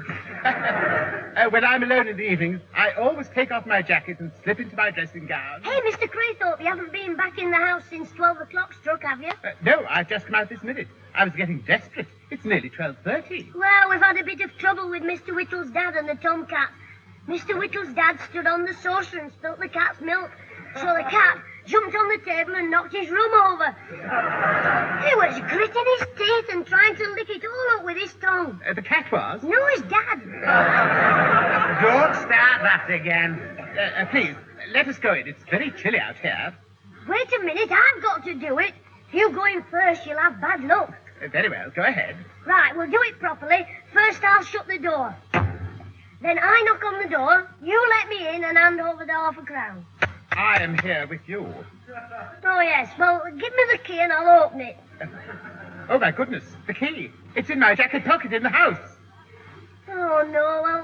Well, let's get in the window. We can't. I've been round blocking all the windows and the back door. Well, you've had it then, unless you break a window. That's it. Just give us a break. No. My sister's returning at 7 in the morning. She would go mad if we had a broken window. Well, Mr. Craythorpe, you get your car out and go round to their house. But the keys to my car and the garage are with the door key. Well, you better come on my motorbike. Jimmy, you can squeeze on the back pillion. Oh, I don't know. I'm not very keen on motorbikes. Don't be chicken, Daddy-o. Squat on the hot rod. While we go for the ton. What's that? Yeah, he's trying to do the kooky talk. No, it means don't be scared, you see. Now, come on, Jimmy. You get on first, and then you all tight to him, Mr. Craythorpe. Don't worry. I'll take it easy. I hope this somebody with me. It's no use asking for a lift. I've got two on the back already. Alfie, it's a copper. Just hold it there and switch off. There, fancy wanting a lift. A policeman should know you can't carry more than one on you. Oh, dear. Oh, let's a copper. Can you tell me the time, please? Are you drunk? No, Constable, he always looks like that. I'm not talking to you, Sonny. Can I see your driving licence, sir? Oh, yes. Oh, no. Well, you can if you come round to our house. Look, I don't want to be hard on New Year's Eve, especially since I can see now that you haven't been drinking. Where have you been? To a fancy dress ball? No, we're going round letting the first foot in some houses. The bloke at the back looks as though he's just been let out of a house. A big house. If you're referring to me, officer... He's a Chinese mandarin. He was hitchhiking to Peking. Honourable Mr. Chow Mein. You don't say. Take no notice, officer.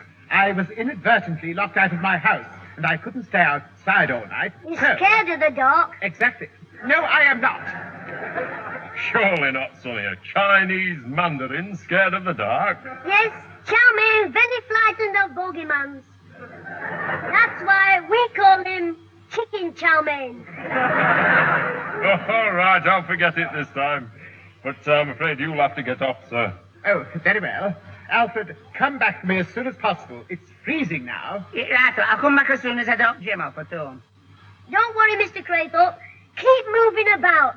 And remember the old Chinese saying. What? Man who sit on load of ice get cold feet all over the place.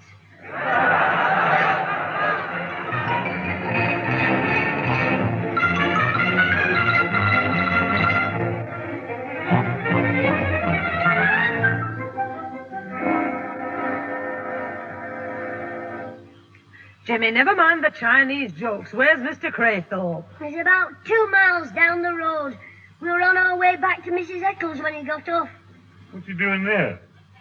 By now, he's probably doing an impersonation of an icicle. But where's Alfie? Didn't he bring you back? He's half a mile down the road trying to fill his petrol tank from his lighter. Oh, you've ruined everything. Not like that. I've walked half a mile home. If that dopey boyfriend of yours had any sense, he wouldn't have run out of petrol. Although if he had any sense, he wouldn't be your boyfriend.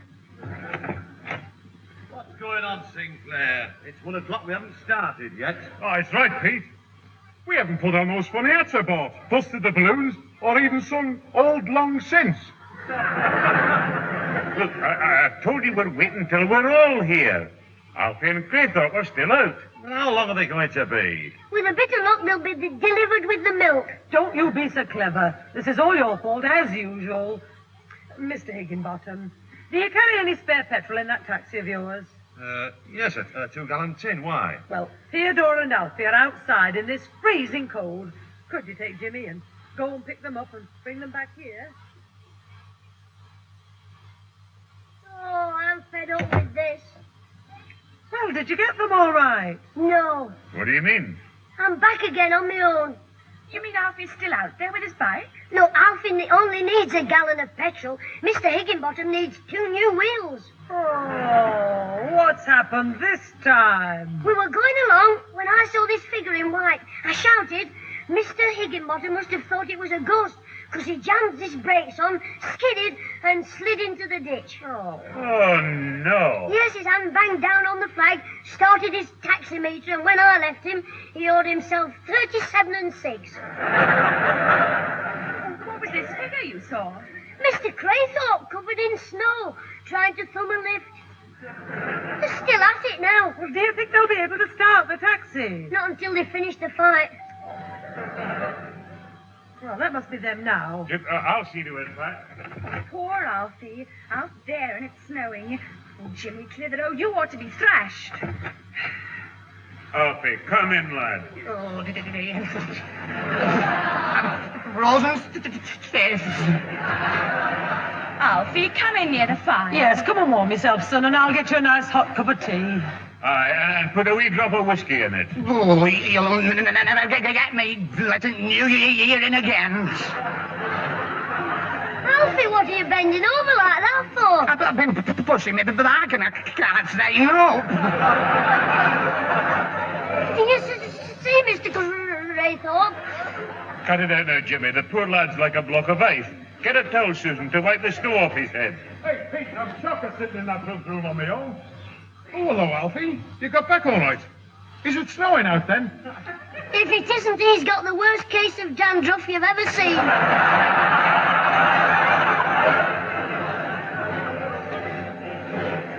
Oh, that must be them at last. Harry, will you let them in? Oh, of course, Pete. I can't wait to see poor old Theo. Alfie's bad enough. Oh, God. Just a minute till I close the door.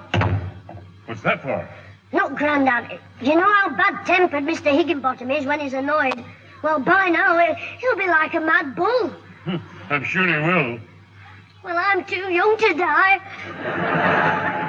A mad bull needs a matador. He'll use me for a doormat. It'll serve you right if he gives you a good hiding. Oh, get back to the fridge, you. Here's the tea, Alfie. This'll warm you. And I've got a nice dry towel. Bend your head down. Come in, ladies. I'm sure you'll be as welcome as the flowers in December. Well, I didn't know whether to come or not, did I, Lavinia? No, you didn't, Mrs. Billington. Well, we really came because we were rather worried since James didn't let the new year in for either of us. No, and we didn't want you to think we were rude after you'd invited us to the party. Party? It was a surprise, Mum. In fact, I think it's a bit of a shock. Go on, get it, Craig. You know to stop bleeding now. Leave me alone, you brute. I'll have the law on you. Theodore, are you all right? All right. I feel like a piece of frozen meat that's been put through the mincer. Oh, covered in snow, my nose bleeding. You don't look like frozen meat. You look like Rudolph the Red-Nosed Reindeer. Ah, Clitheroe. There you are. Yeah, well, you'll have to wait, because we're all here now, so we can do it. Do what? Come on, everybody.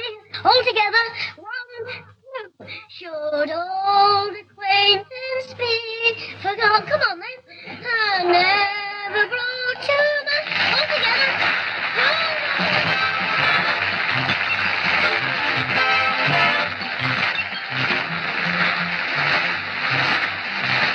Those involved with the Clitheroe Kid this week were Peter Sinclair as grandfather, Patricia Burke as mother, Leonard Williams as both Theodore Craythorpe and Mr. Harry Whittle, Danny Ross as Alfie Hall, Diana Day as Susan, and Tony Melody as Mr. Higginbottom.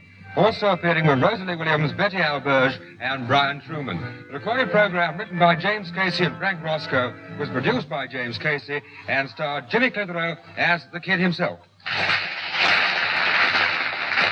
I thought I'd last night, but Mr. Whittle came to the rescue with a crate of drinks and a few songs. Everybody joined in. They had to. The noise he was making was terrible.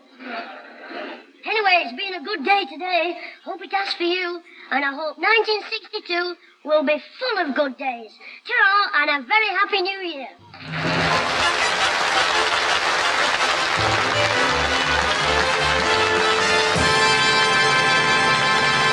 Jimmy Clitheroe is now appearing in Aladdin at the Empire Theatre, Newcastle upon Tyne.